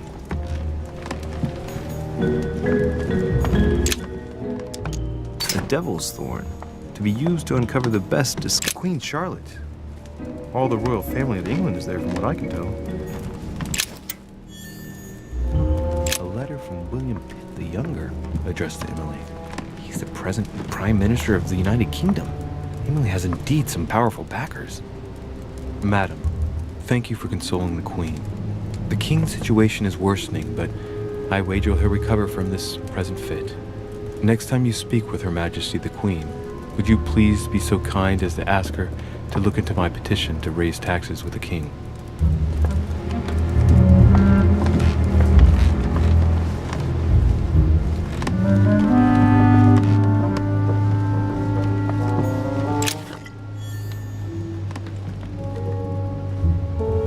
What on earth is... You... Mother? How dare you do this to me? You can talk after everything I've done for you. You are joking, I hope, right? I gave you my life. That's enough, Emma. Now that Louis is here, you will leave Sarah alone. Cease your revenge immediately. What? If you think you're going to... Louis, help me, I beg you. I can no longer reason with her. I am Emily. Quit playing games. What? Honestly, don't be ridiculous. No. I am Emily. You are wasting your time. Louis knows very well how to tell us apart. After everything we've been through together. Yes, well... Don't you dare bring him into this. This is between you and me. I ask for nothing more, so stop taking it out on Sarah. You prissy little bitch! How dare you! Now that I've told you everything, you want to take my place, do you? You are joking, I hope. I'm the one who told you everything that's been going on while you were away. Go on then. That's what you want, isn't it? You want to kill me. Go on then, shoot! After all the trouble I've gone through to find you. Go on. What are you waiting for? Here, Louis, take this. Wait, what's going... An entire life for this. Go on, shoot! Sorry, Louis, I can't shoot her. She's my sister. That's enough, Emma. Louis, out of the way. She's dangerous. Don't trust her. What are you trying to do? Louis, out of the way. I am not Emma. Come on, Louis, tell her who the real Emily is. Wait, That's right, Louis. I'm fed up with this little game. Tell him who the real Emily is.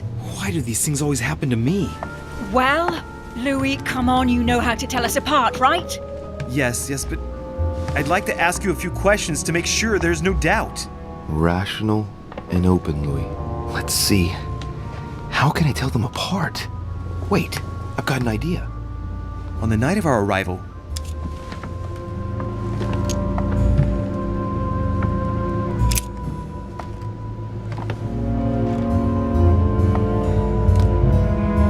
you asked me what had become of me since we last met in London, many years ago. What did I answer? You told me you had become a detective, Louis. You only know that because I told you. You even told me about your exploits with the thieves who tortured their victims. What were they called again? The chauffeur d'Auger, I think. I was the one who told you that. Liar. I was there. Right. Let's find something else. Ah, yes. Let's speak about my arrival at the manor.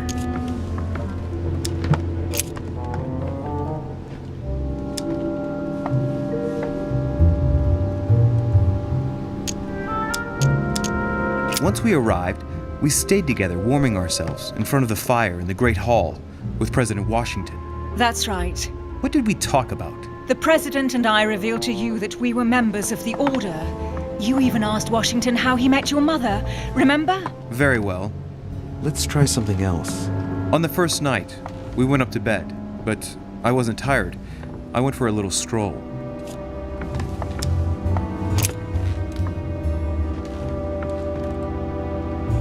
Before going to bed, I went for a stroll. Did we speak to each other during that stroll? You must be mistaken. After going up to bed, I went straight to sleep. But she knows all that, Louis. I already told her. Don't think you're going to get away with this deception so easily. I can assure you, you're going to regret pretending to be me once Louis has exposed you. Right. I don't think I'll get very far like this. I'll have to find something better. Oh, I don't think I'll even wait until he's finished. Take it easy now. Are you mad, Louis? Lower your arm.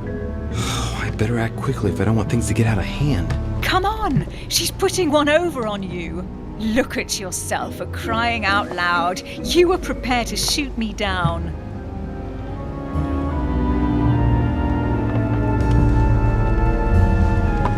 In the secret room behind the study. Talk to them about what you've been doing. Maybe they haven't spoken about it between each other yet. On the night of the disappearance of Elizabeth Adams. What about it? What do you want to know about that night?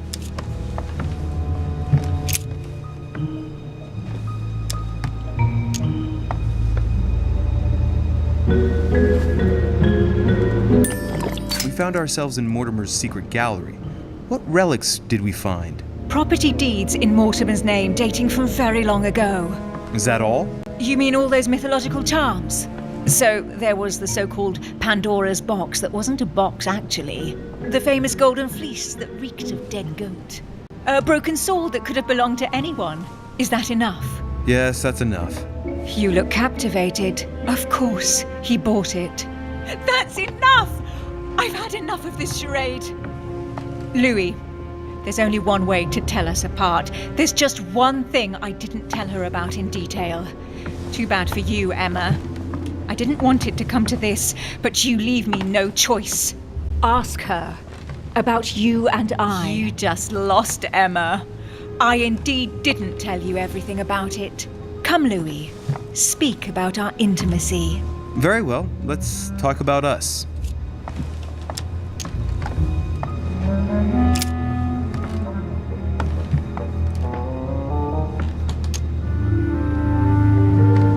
Last night, you came to me in my room. What exactly did we talk about? We spoke briefly about your choices during the conference, Louis. What do you mean?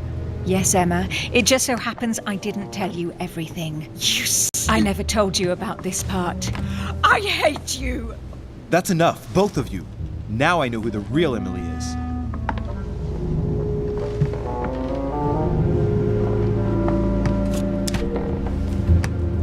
It's you, Emily. No, Louis! She is manipulating you! No, Emma. It's her. I know it. Despite all the trouble you've gone to put one over on me, I know it is her. That's enough now, Emma. You little slut!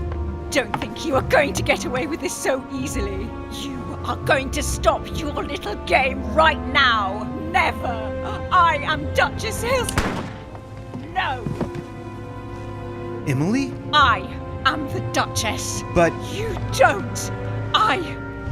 Dear God, what have I done? See what you've done! See? Louis? Mother! What on earth is... Go away! You must go.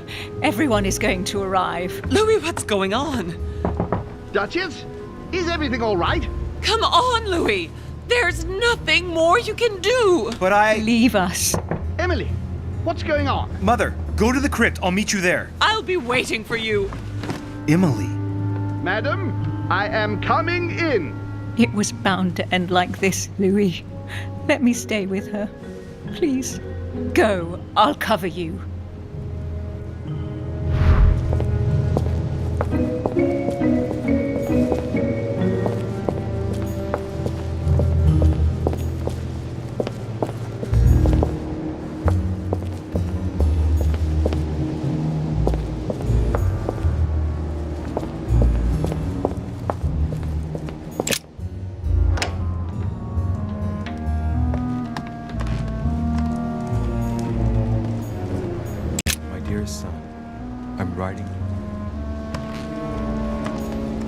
Bicorn decorated with a cockade. It must belong to a French soldier. It's a beautiful weapon. A lovely damask blade. It's marked with the initials of the manufacturer in Versailles.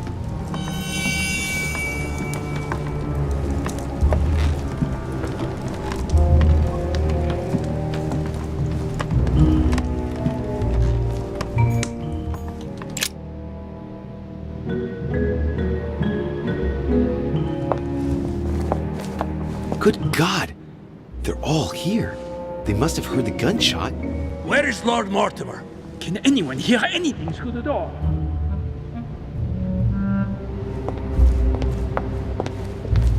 Did you hear that? I was not dreaming, was I? Certainly not, Duke Godoy. What's going on? Someone had the bang coming from the Duchess's room, and she isn't answering. Gentlemen, go back to your rooms. Go back to your rooms. I shall find out from Lord Mortimer what this is all about. Thank you.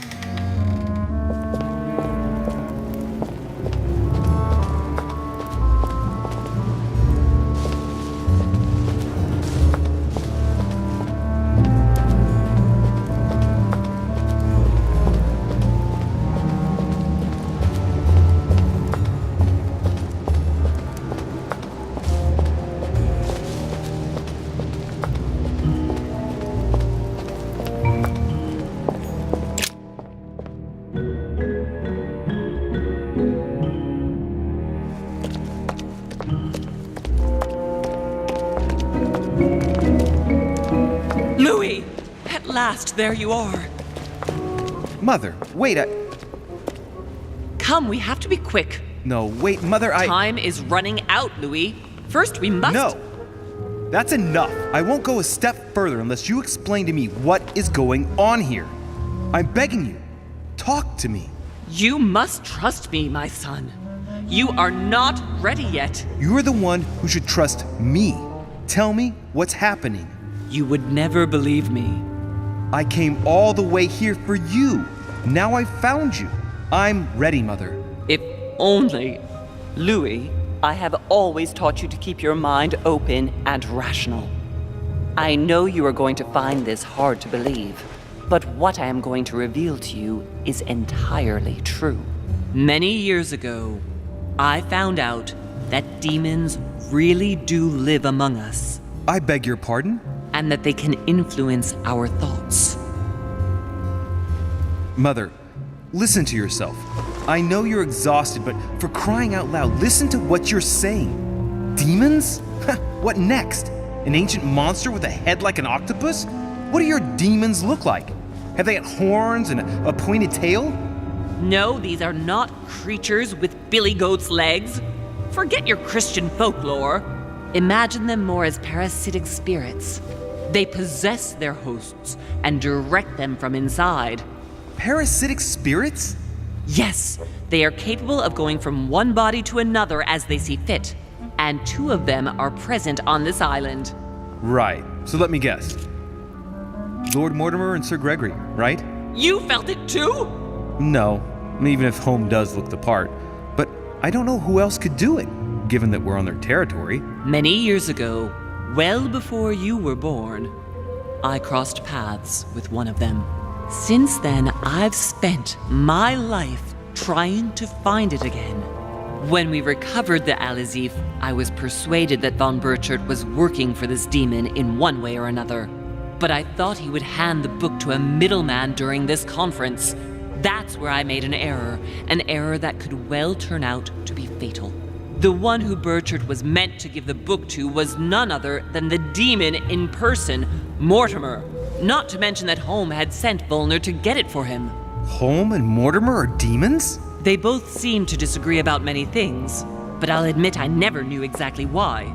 There are many of them, Louis, not just those two. Mother, have you any proof to support any of this? Of course, but you do too. You had everything laid out in front of you. Didn't you notice anything?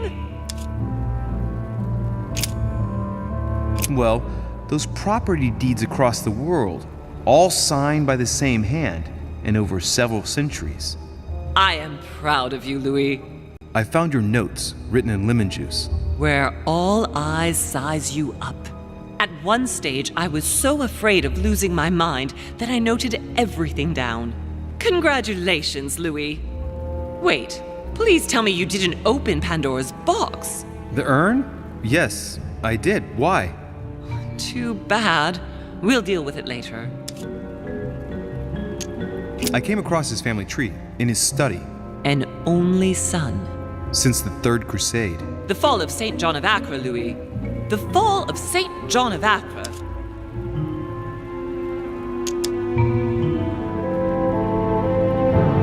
I went beyond the Nightmare Mother. You understood the Masonic date.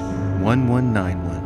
Of course! It was during that siege that the demon took possession of Sir Mortimer. They spent a whole night in conversation until the early hours of the morning. Mortimer had passed the test.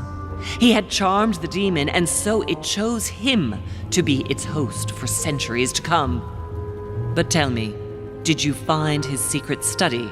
I did indeed. Did you see his maps of the world? He has contacts the world over. Yes, I've been developing the Golden Order across the world for many years, and I've never seen anyone with such influence. It's simply inhuman. I must admit, I found it difficult to understand how and why Mortimer didn't have a place in history. On the continent, Mortimer and Holm are mere dandies who organize society balls. History forgets them with a disconcerting facility. No one speaks about them, and yet they whisper in the ears of kings and presidents. You mean the conference? How can you explain that someone manages to bring together so many important figures without anyone knowing? And without any security or personnel. Louis, I am proud of you. You came all this way. You found me. You have surpassed me. You taught me everything I know. Right. How did it all begin? I saw him! What do you mean you saw him? I was 20 years old. I was young and carefree. I traveled the world in search of adventure. In the Persian Gulf, we came across an ancient grimoire that became unlocked.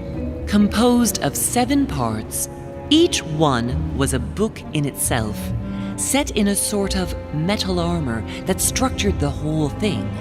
When all the volumes were brought together, they formed a single book.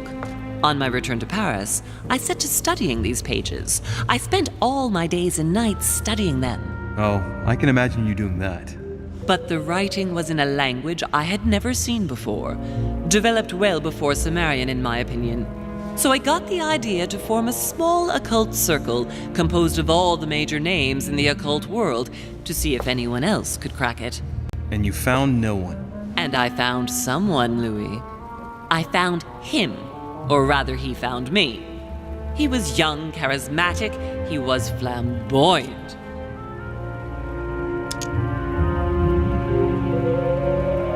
You mean Mortimer? He was a veritable mine of knowledge. I showed him the book, and he was able to decipher a few passages. We spent several months together studying the pages. He was already old in those days, wasn't he? So you recognized him when you arrived on the island, right? No, he wasn't in that body. But I know it was him. I swear it was him. The way he spoke, his posture, a few of his intonations, his mannerisms. Wait a minute. You were talking about 60 years ago. I've lost the thread. Yes, sorry. He helped me understand certain passages until I realized that he only translated a few parts for me. But I had aroused his interest. It was too late. How so? I mean to say he manipulated me. He used me, and in the end, he stole the book with all its secrets. Did he ever go to your place? Not once. At least I don't think so. But before disappearing, he proposed a pact between us. He proposed that I follow him and let him teach me, allow him to bring me up. And you refused, of course. Why, naturally, Louis. You don't make deals with the devil. After that, I spent my whole life looking for him. 3 years later, in Berlin, I just missed him. In London, I lost 6 members of the order in a chase. In 1741, in Tunisia, I found a sect of fanatics who had crossed paths with him once.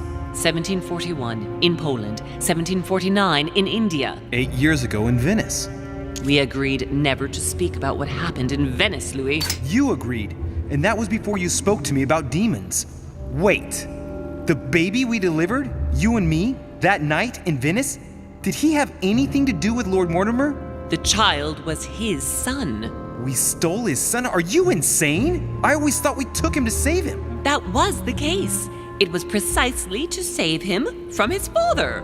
Need I remind you the mother died during childbirth? What became of the child? Later. For the moment, that is not the key issue here.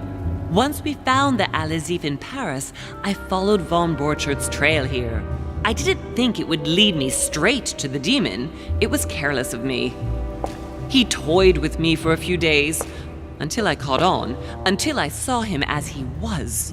But he had no intention of letting me leave. We are all his pawns, Louis, and if we don't want to spend the rest of our lives turning round in circles here, we must absolutely get off this island. All right, can we move on? Wait a minute, one last thing. I want to know what happened with Elizabeth Adams. Louis, we haven't time for those details. I'm sorry, Mother, but I want to know. She was one of the receptacles for these monsters. I met her parents when she was born. One of the demons got inside her. The demon used her to spy on her father, John Adams. He is one of the founding fathers and vice president of the United States, you know. Mortimer possessed her? No, I don't think it was Mortimer. Her father, John Adams, hired me to tend to her, but the evil in her was too deep. In spite of the various treatments I tried on her, I never succeeded in getting it out of her. It's not something I'm proud of, Louis, but I had to try everything. I want to know what happened between you and Emily's sister. Great responsibility often brings difficult choices, Louis. That's all you need to know. Mother, I won't take a step further if you don't answer me. You dare blackmail me? I'm listening. All right, I used her. So there you are. Happy now? We had the Al-Azif, and I didn't think we would be able to escape with it. In order to ensure that the book did not fall into their hands, or that one of them couldn't read in us where we had hidden it, I asked Emily to... It's Emma. Yes, or rather for me, it was Emily. So I asked Emma to hide it without anyone seeing. And then I disposed of her. I am sorry for her, but she was part of the Golden Order, Louis. She knew the rules when she joined.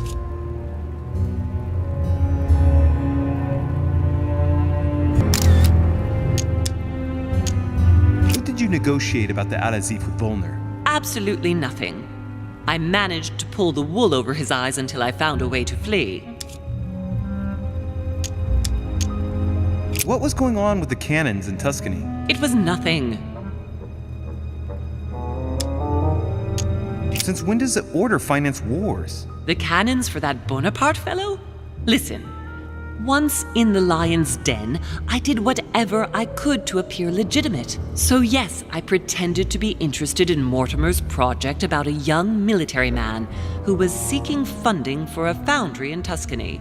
Between you and me, if buying China would have enabled me to escape, I would have signed without hesitation.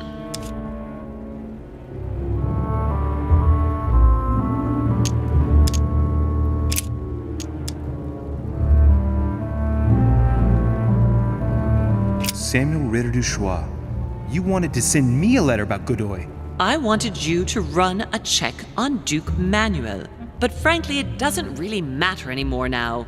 Godoy is just a pawn like the others. He is not the one I was looking for.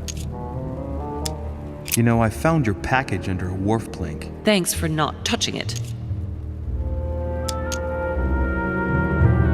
On the evening of my arrival, Cardinal Piaggi came looking for you. He was determined to give you a letter. More of his lists. Louis, I think I know what's in that letter, and I beseech you to believe that it is the least of our worries. We can sort that out later. Are you going to tell me what happened to your hand? Better than that. I shall show you. Good. I think that's about right. We shall speak about it once we get back to France. Great actions for humanity have been decided by demons for centuries, Louis. They are playing with our destiny. We are their slaves. And it's time for it to stop. By the way, what was Mortimer's project at this conference? He demands that the Spanish hand over Louisiana to France. Oh, knowing him, it won't stop there. We should do our utmost to put a stop to Mortimer's plans. But for the time being, there are more pressing matters.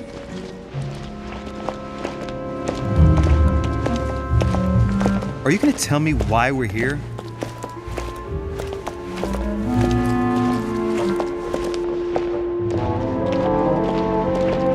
There.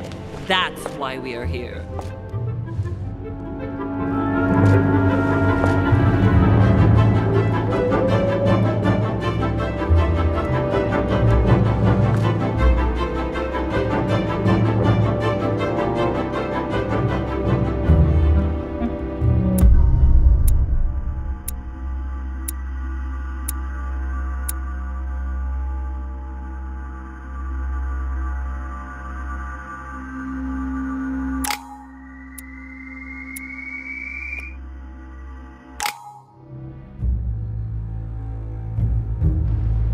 Reassure me, we aren't going to have to force that one, are we? I don't think we're even capable of doing it. You're going to have to find a way to open it. Why, of course. And what's inside? Something to vanquish them with? Perfect. So, how does it open? We'll need several keys. I found a note from the architect who conceived the mechanism in Mortimer's secret study. We have to first gather 5 objects before we try anything. Are the 5 objects the keys? Exactly. We have the Clement III cross, the nails, the Gutenberg Bible, the exegesis of Judas, an armillary sphere, and all we need to match up the dates between the different calendars. Why a cross? Well, I haven't the foggiest idea, but it just so happens that's what you are going to use to activate the mechanism. I found the one Mortimer kept. It belonged to Cardinal Guibert, better known by the name of Pope Clement III. Perfect. Where is it?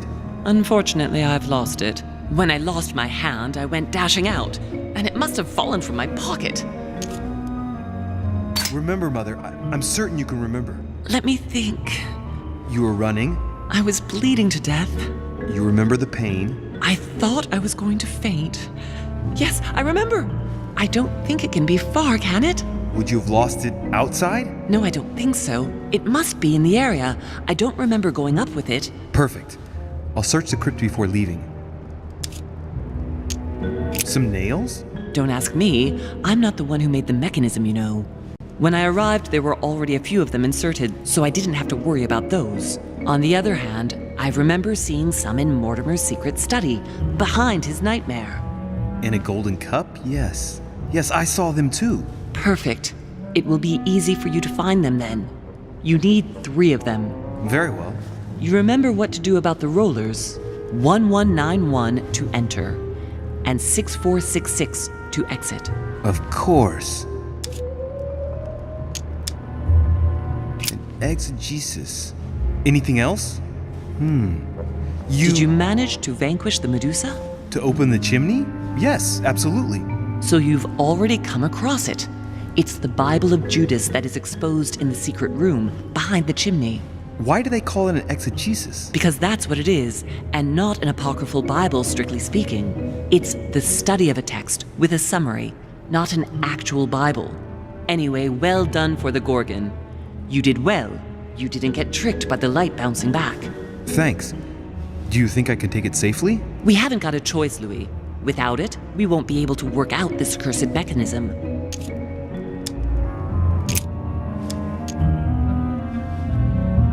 This is the book in which you left your correspondence with Duchess Hillsborough, isn't it? That's right.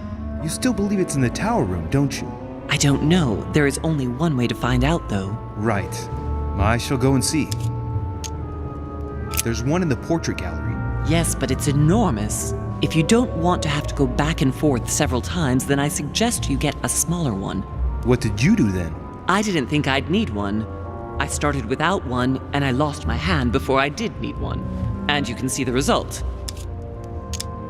What do you mean by the concordance of dates exactly? Don't worry about that. We already have them. They are written on the back of the message I just gave you. One last thing before you go. Be very careful. If you come across anyone, they can all potentially be spies of Mortimer or Holm. Don't ever confide in anyone because a demon can slip inside them at any moment. Wait, not all of them though. Take Washington. Especially Washington. He's been conditioned by Mortimer for years. Look at them, for crying out loud. How do you explain their behavior otherwise? The most influential politicians in the Western world gather together without the least protection, without a single aid to assist them, to participate in a conference during which the guests start dropping like flies. Me, Adams, Peru, Hillsborough. Look at the number of calamities that have happened over the past few days. And not one of them has asked to leave the island? Do you find that normal? You'll see. Go up to the manor to look for the keys, and I wager not one of them will speak to you about my being in Emily's room. Do you think so? Go on, you'll see. And come back with all the objects in one go. Time is against us. And remember, the code to get out of the secret office is 6466.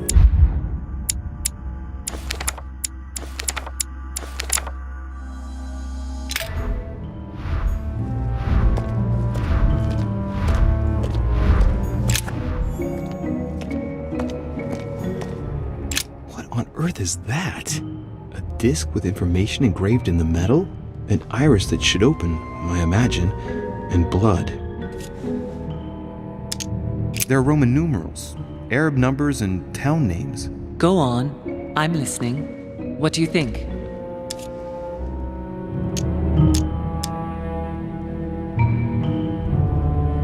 On each engraved piece of information, there's a hole.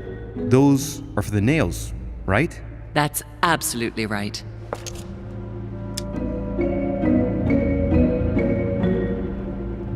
Tell me, I imagine that once we've solved this enigma, the iris opens, right? Exactly.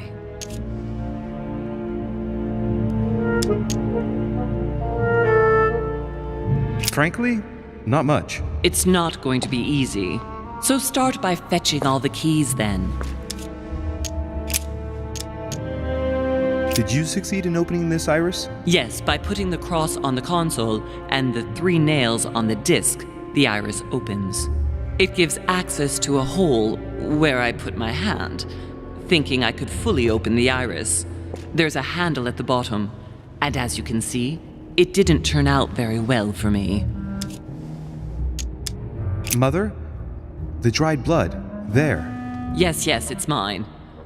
Sorry if I stained everything, but I must admit that at the time my thoughts were more on the pain than cleaning up after myself.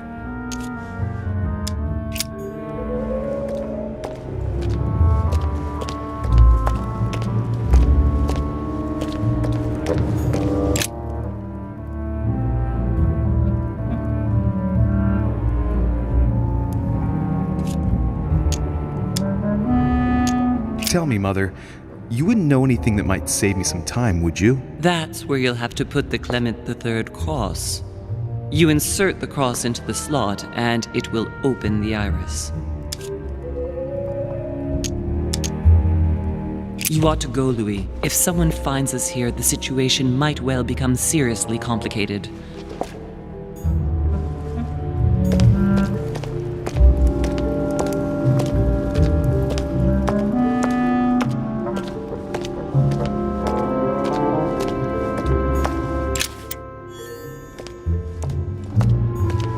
Famous cross of Clement III.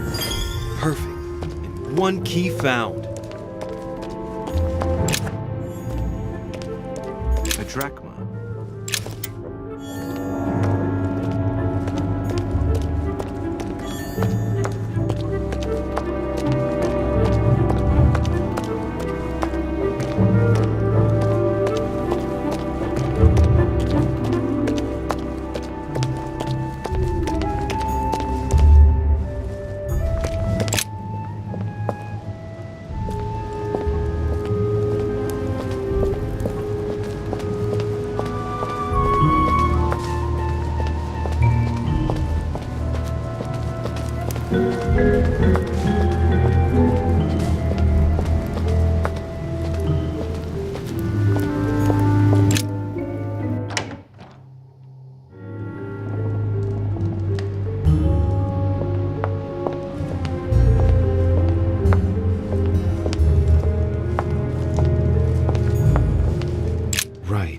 It's definitely an armillary sphere, but I have to find one that I can take with me. Otherwise, I risk drawing too much attention to my comings and goings. Now, where can I find a smaller one?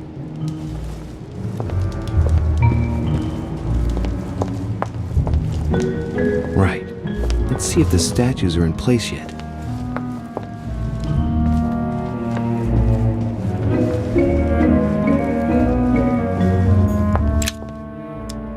Devil's Thorn. I'll keep it.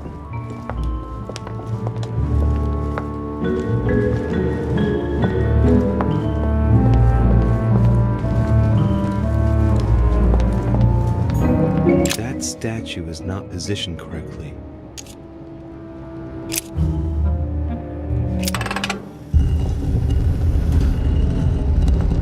Open sesame.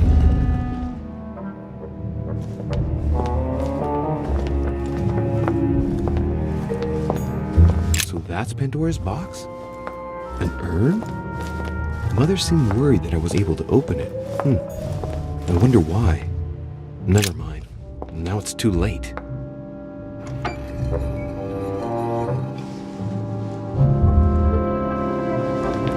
So that's the exegesis of Judas. I hope Mortimer doesn't read it very often. Otherwise he's going to notice that someone's stolen it. But that's just too bad. I need it.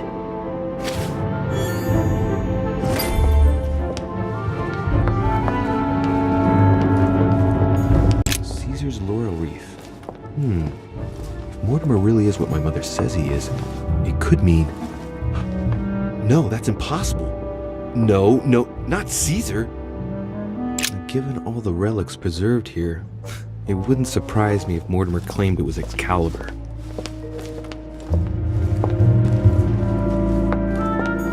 Right. I've got what I need.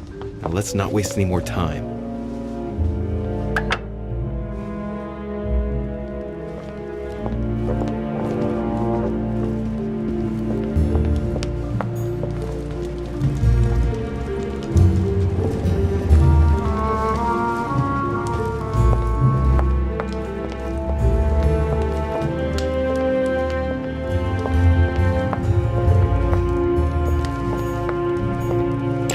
Crystals.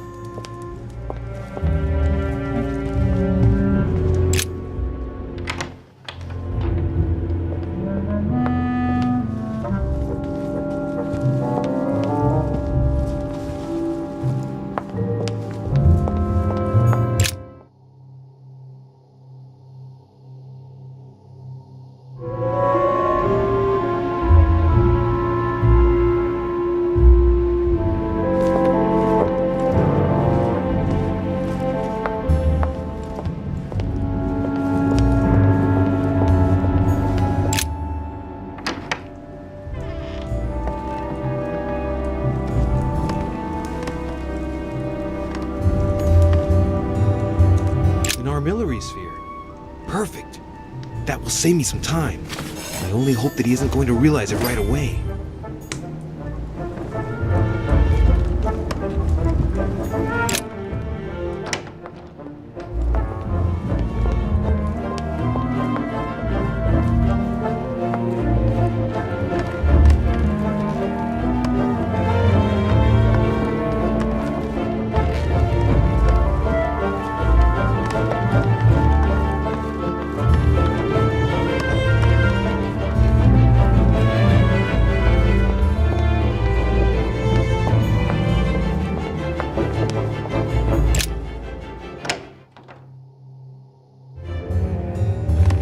Ah, Louis. Glad you're here. Blasted. He's gonna talk about my mother. Come and see what I've found. There are pieces of paper in the ashes of the chimney. Someone's been burning something here. Incredible. He doesn't seem to want to speak to me about what happened between my mother and the Hillsborough sisters. Show me a little. Look, it's possible to distinguish two different writing styles. The rest of the correspondence between my mother and Emma. Someone tried to burn an exchange of messages. I'm certain there must be more. Shit. What on earth is he doing? If you want my opinion, a servant...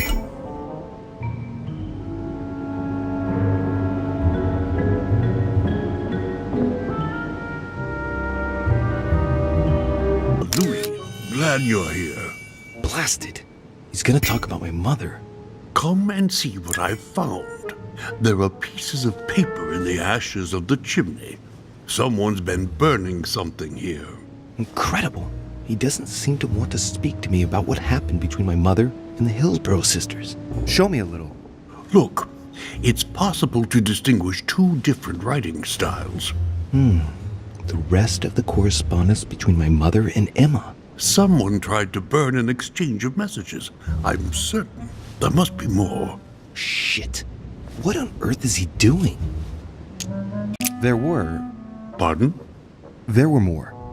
Emma and my mother communicated through messages in this room. I found their correspondence and I preferred to burn it all so as not to leave any traces. But why didn't you say so? That's what I'm doing now, Mr. President.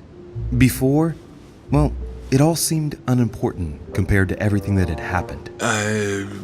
Yes, you're right. Moreover, we ought to lend a helping hand.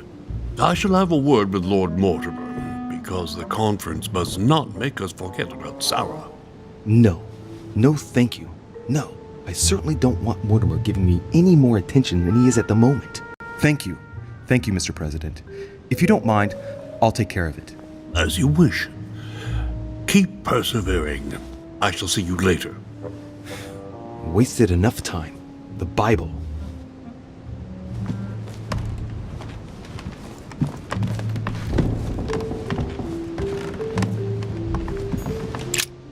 The Bible's still there.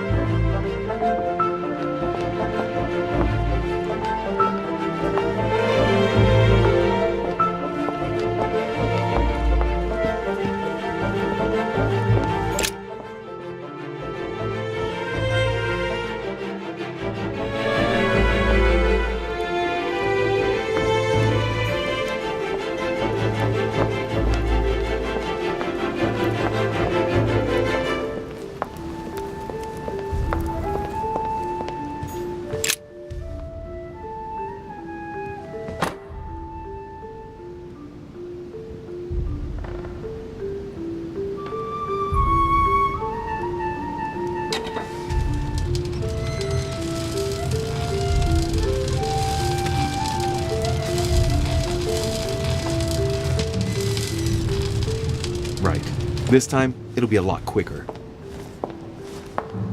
If I remember rightly, the code was 1191.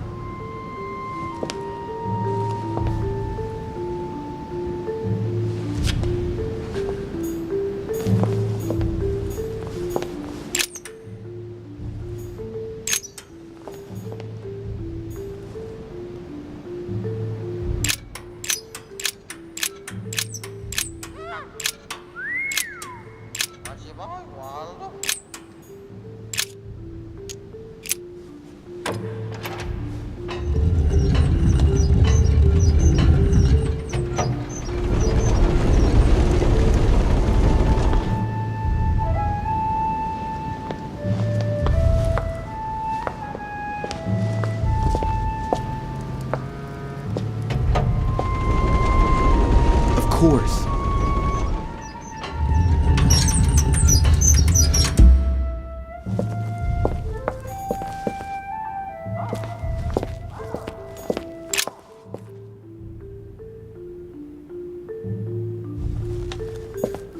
Weaknesses of the Human Psyche by Wilhelm Tremor.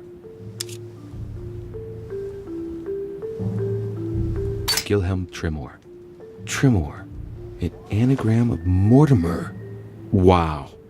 Arrogant enough to publish writings on mental control in full view of everyone. I wonder who he's writing for.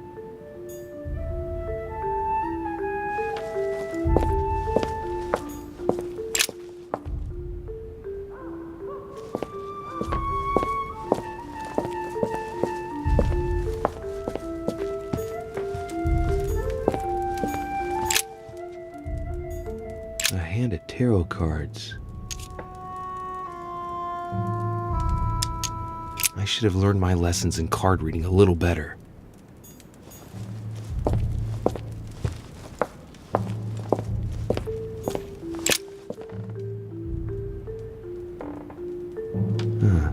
Looks like obsidian or onyx. It must weigh a ton. What on earth could that be?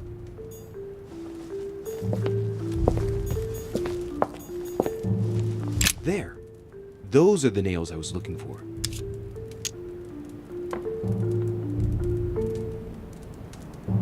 I noticed they were old and rusty. But I hadn't noticed these traces of... Could that be blood? Is it really the relic of the Holy Cross? I can hardly believe it.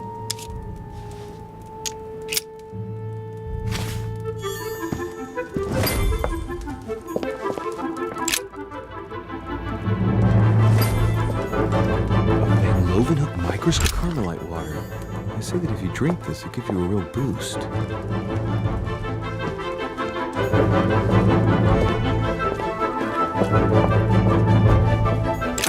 It's locked.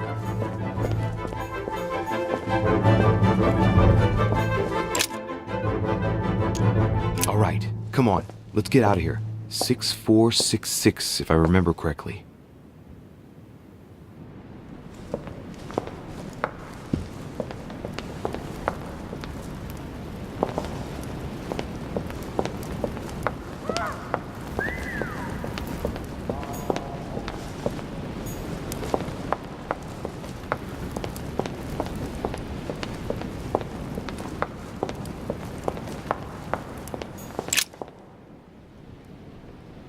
Painting.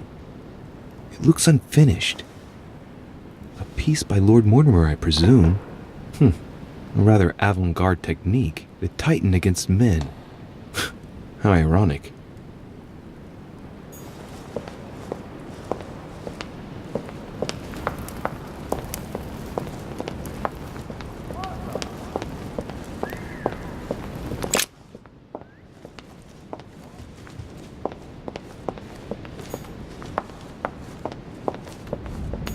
Monsieur Johann van Volna.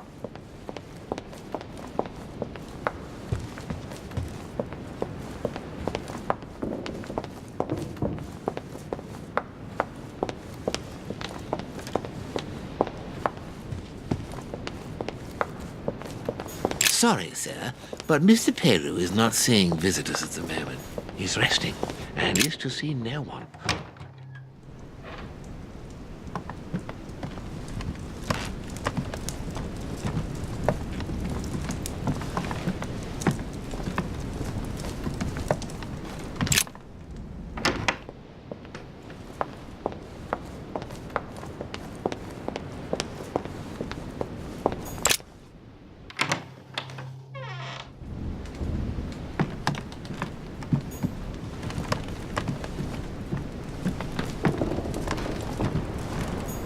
Dear E, I received your last letter.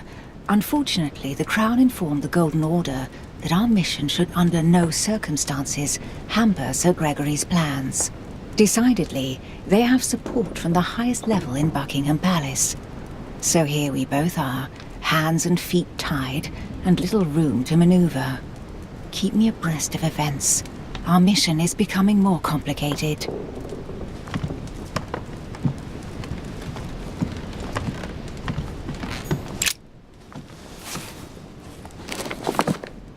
grammar of Port-Royal. Ah, the artistry of the French language in all its splendor. Whoever masters French commands the world. At least une partie of it.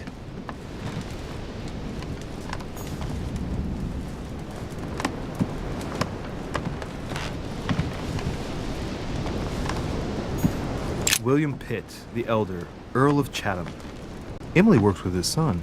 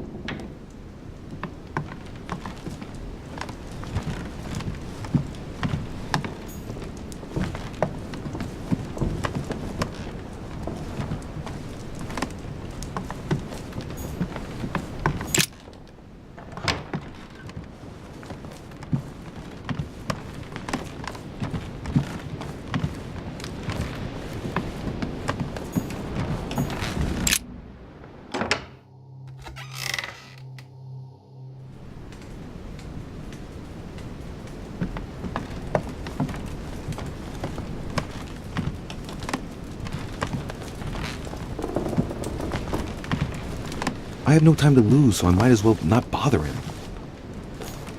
My dear Giuseppe, poor health forbids me from joining you. Please thank Sir Gregory for his invitation to Lord Mortimer's. I'm convinced you'll be able to strengthen our agreement.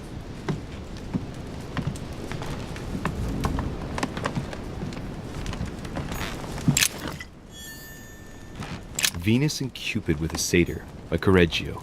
Innocence, indiscretion, and lechery. Giuseppe must love that. Amber crystals.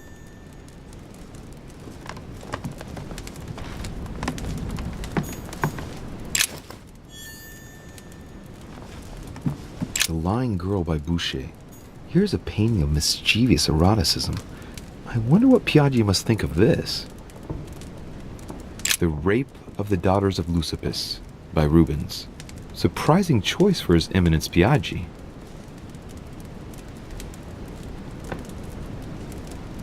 The Rape of the Daughters of Leucippus by Rubens. Surprising choice for His Eminence Piaggi.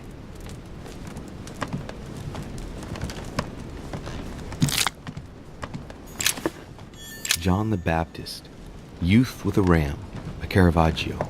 A very sensual vision and very far from the usual representations of St. John. I have no time to lose, so I might as well not bother him.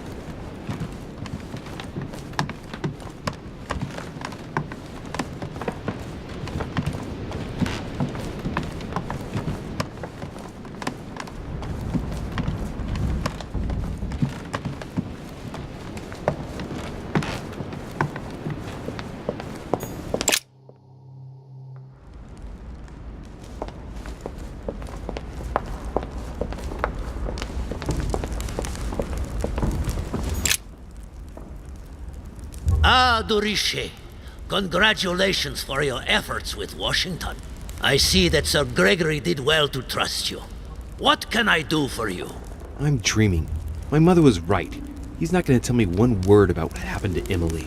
To tell you the truth, I'm in search of an armillary sphere. You wouldn't know where I can find it, would you? Well, well.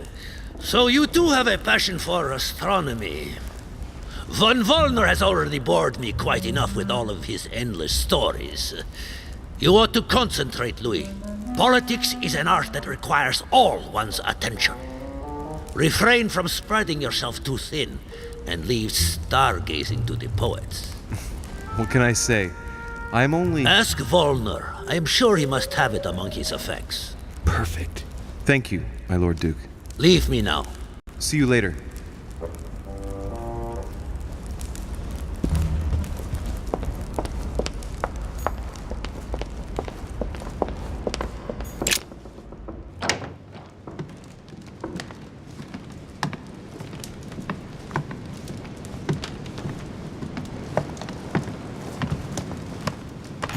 Not too shocked. I beg your pardon? About Peru this morning. I asked you if you weren't too shocked by it all. And yourself? Not too shook up? The only thing that matters to me about that stupid man Peru is the disastrous situation in which it puts us for the conference vote. I wonder why Mortimer even allowed him to roam around the manor armed. He was a veritable public danger. Indeed. You don't seem to be too affected. Tell me. I was wondering.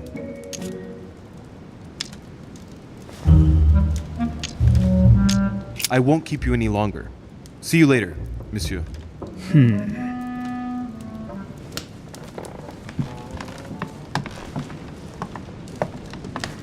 Chronicles of the Amber Princes. As I recall, Dorkin was my favorite character. I have no space left. I'll retrieve it later.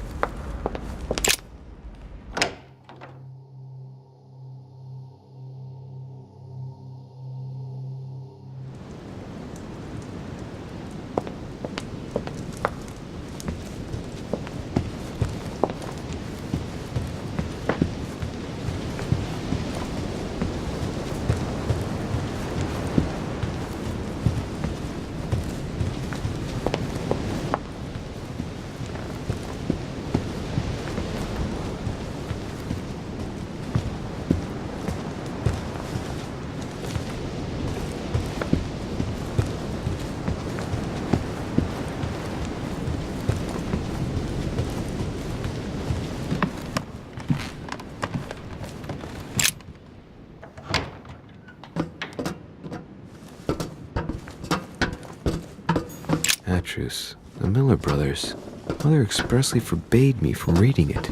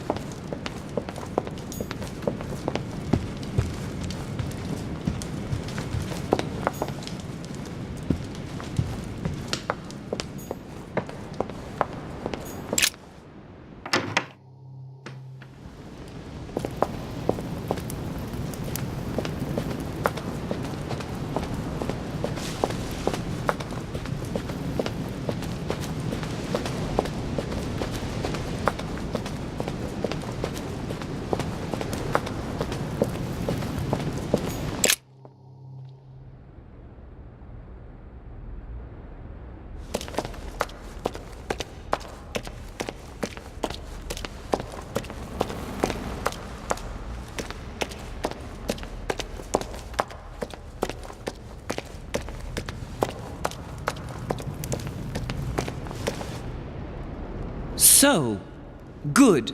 You've managed to gather all the keys. Yes, that's right. I have everything. What should I start with? Place the Clement III cross on the console. Then you have to put the nails on the disc of the door. What hole should I put the nails in? Well, I can't really advise you there, because I haven't exactly made the best choices myself. All I can say is that you have to insert 1 to choose a town, 1 to choose a chapter, and 1 to choose a verse.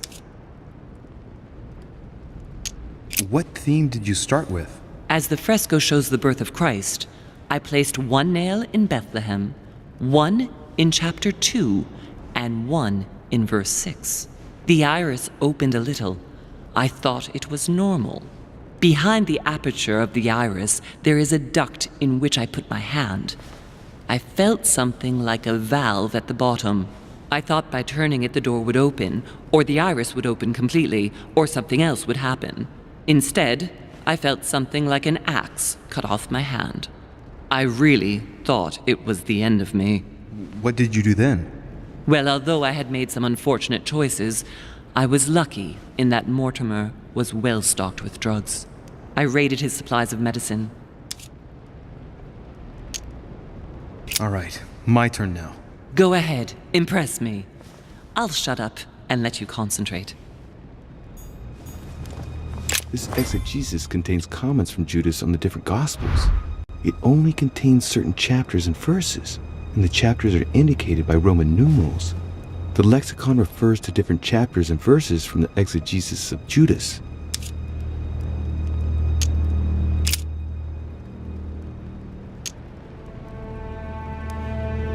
Chapter 19, verse 17.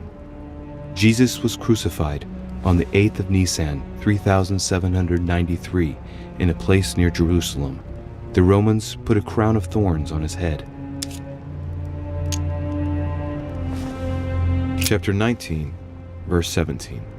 And he, bearing his cross, went forth into a place called the place of a skull, which is called in the Hebrew Golgotha, where they crucified him, and 2 others with him, on either side, and Jesus in the midst.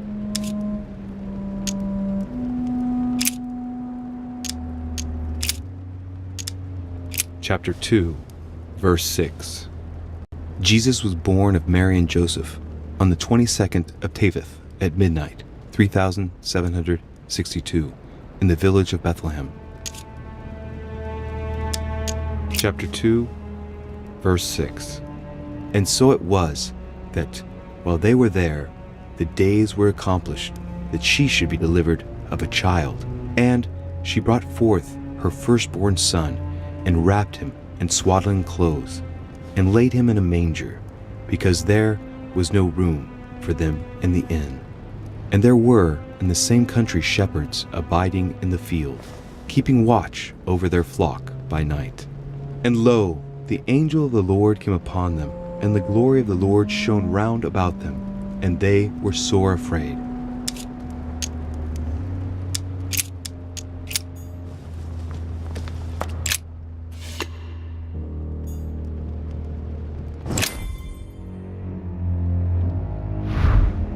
The cycle of the moons has nothing to do with what I'm doing right now.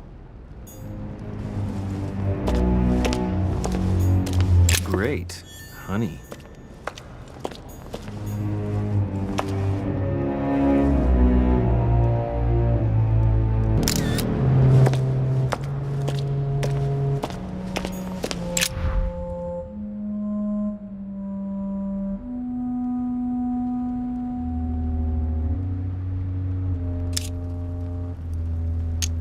The fresco clearly shows the birth of Christ. Louis, I can assure you that that is not the solution to this enigma. This fresco's only purpose is to mislead.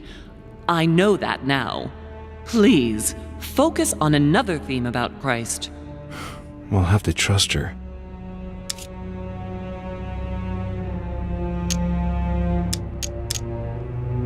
You could see that the paint has come off in parts. Difficult to see what was there, but I can distinguish the letters N-R-I. Nothing more.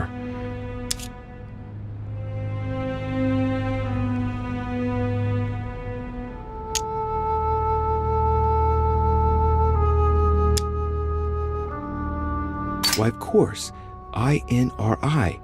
Jesus Nazarenus Rex Eudorum. These initials stand for Jesus the Nazarene, King of the Jews.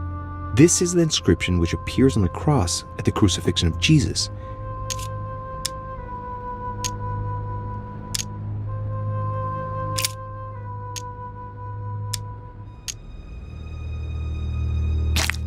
Yes, it's definitely a representation of the birth of Christ, but some of the details have flaked away.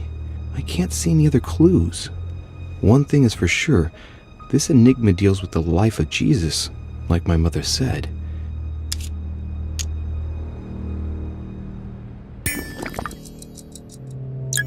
If Mortimer deliberately set a trap by showing the birth of Christ, then maybe the solution is the contrary. The death of Christ in that case?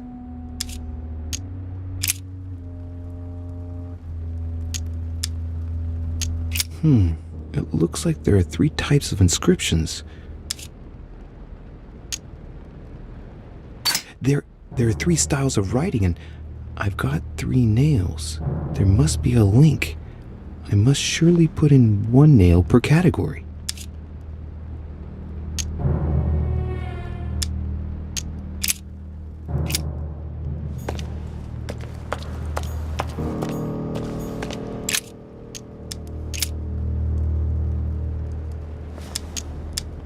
Chapter 19, verse 17.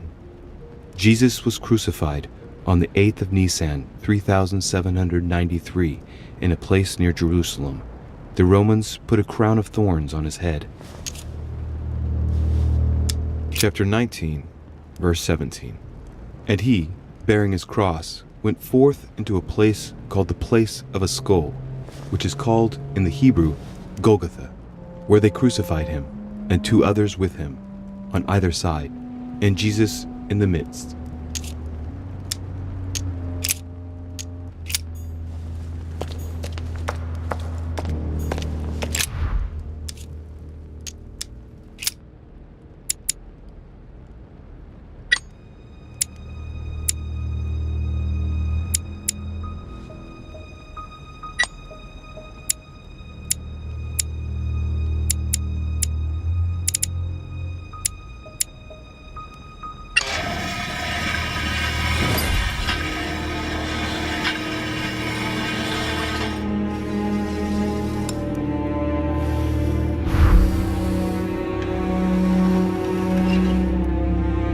Works.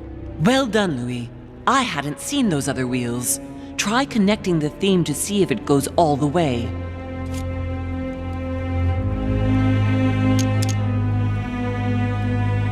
There must surely be a connection between the wheels.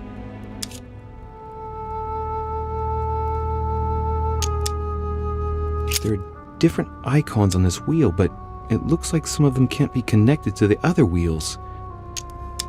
Mother, what do you think? As I told you, I didn't get that far. Nevertheless, these icons do represent moments in the life of Christ.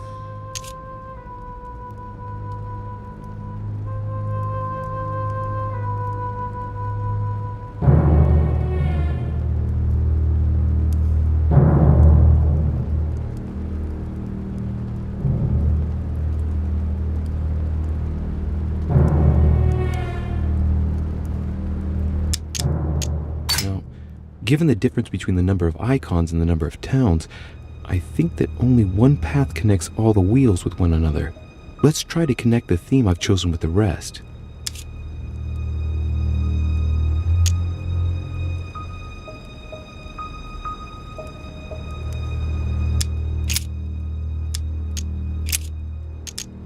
This wheel contains several symbols made up of 1 or 2 figures and 1 letter.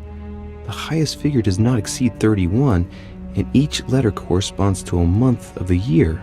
A for April, and M for March. I think these symbols must represent a specific date. This wheel represents the different moons.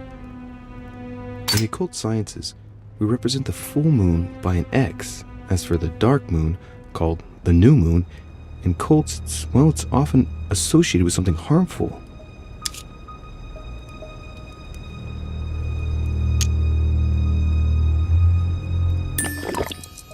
The totally black moon corresponds to the new moon, so, going clockwise, we have the waning crescent, the last quarter, the waning gibbous, the full moon, the waxing gibbous, the first quarter, and lastly, the waxing crescent. Look at this. There are notches between each of the wheels. So, I have to link the name of the town from the theme I've chosen to an icon, then to a date, And finally, the date to the moon.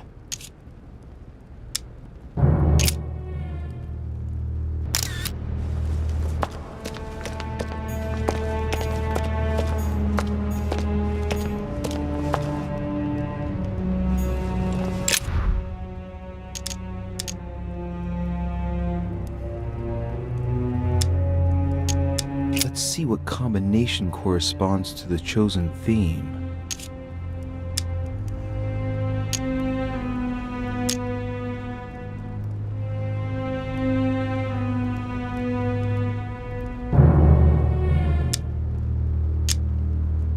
By following the clues in the Bibles and the architect's notes, the crucifixion took place on the 8th of Nisan 3793, according to the astronomers of that time.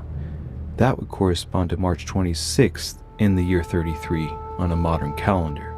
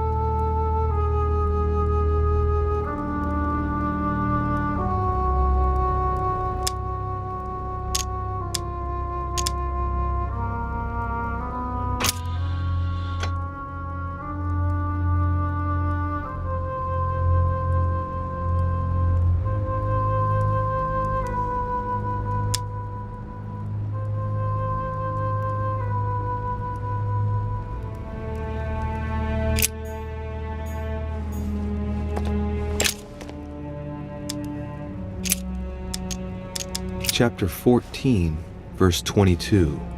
On the 7th of Nisan 3793, Jesus shared his Last Supper in the Cenacle in Jerusalem.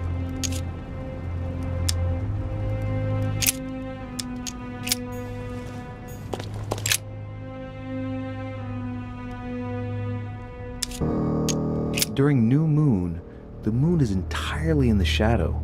Then, the shadow moves from west to east, meaning left to right, and goes through the following states: waxing crescent, first quarter, waxing gibbous, full moon, waning gibbous, last quarter, waning crescent, and the cycle starts over with the full shadowed new moon.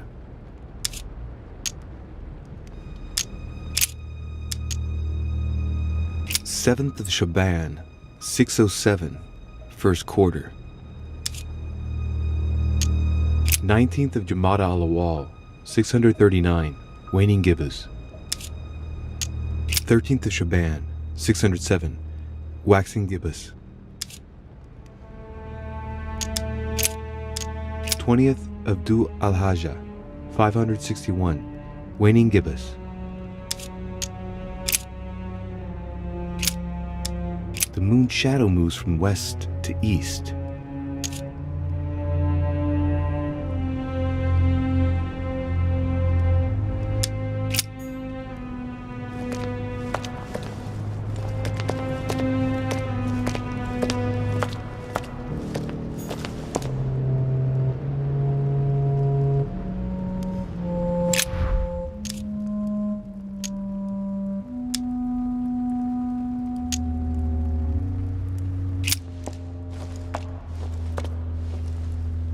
I can feel the lever at the bottom. Good luck.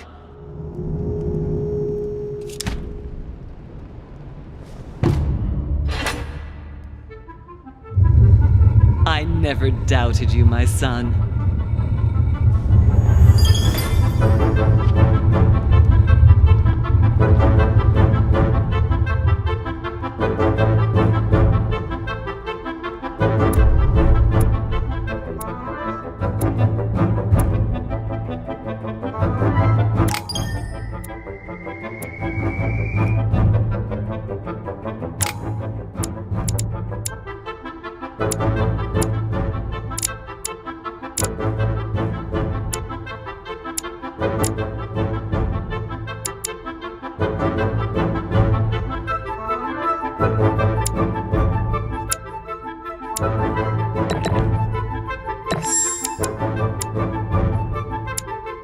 you.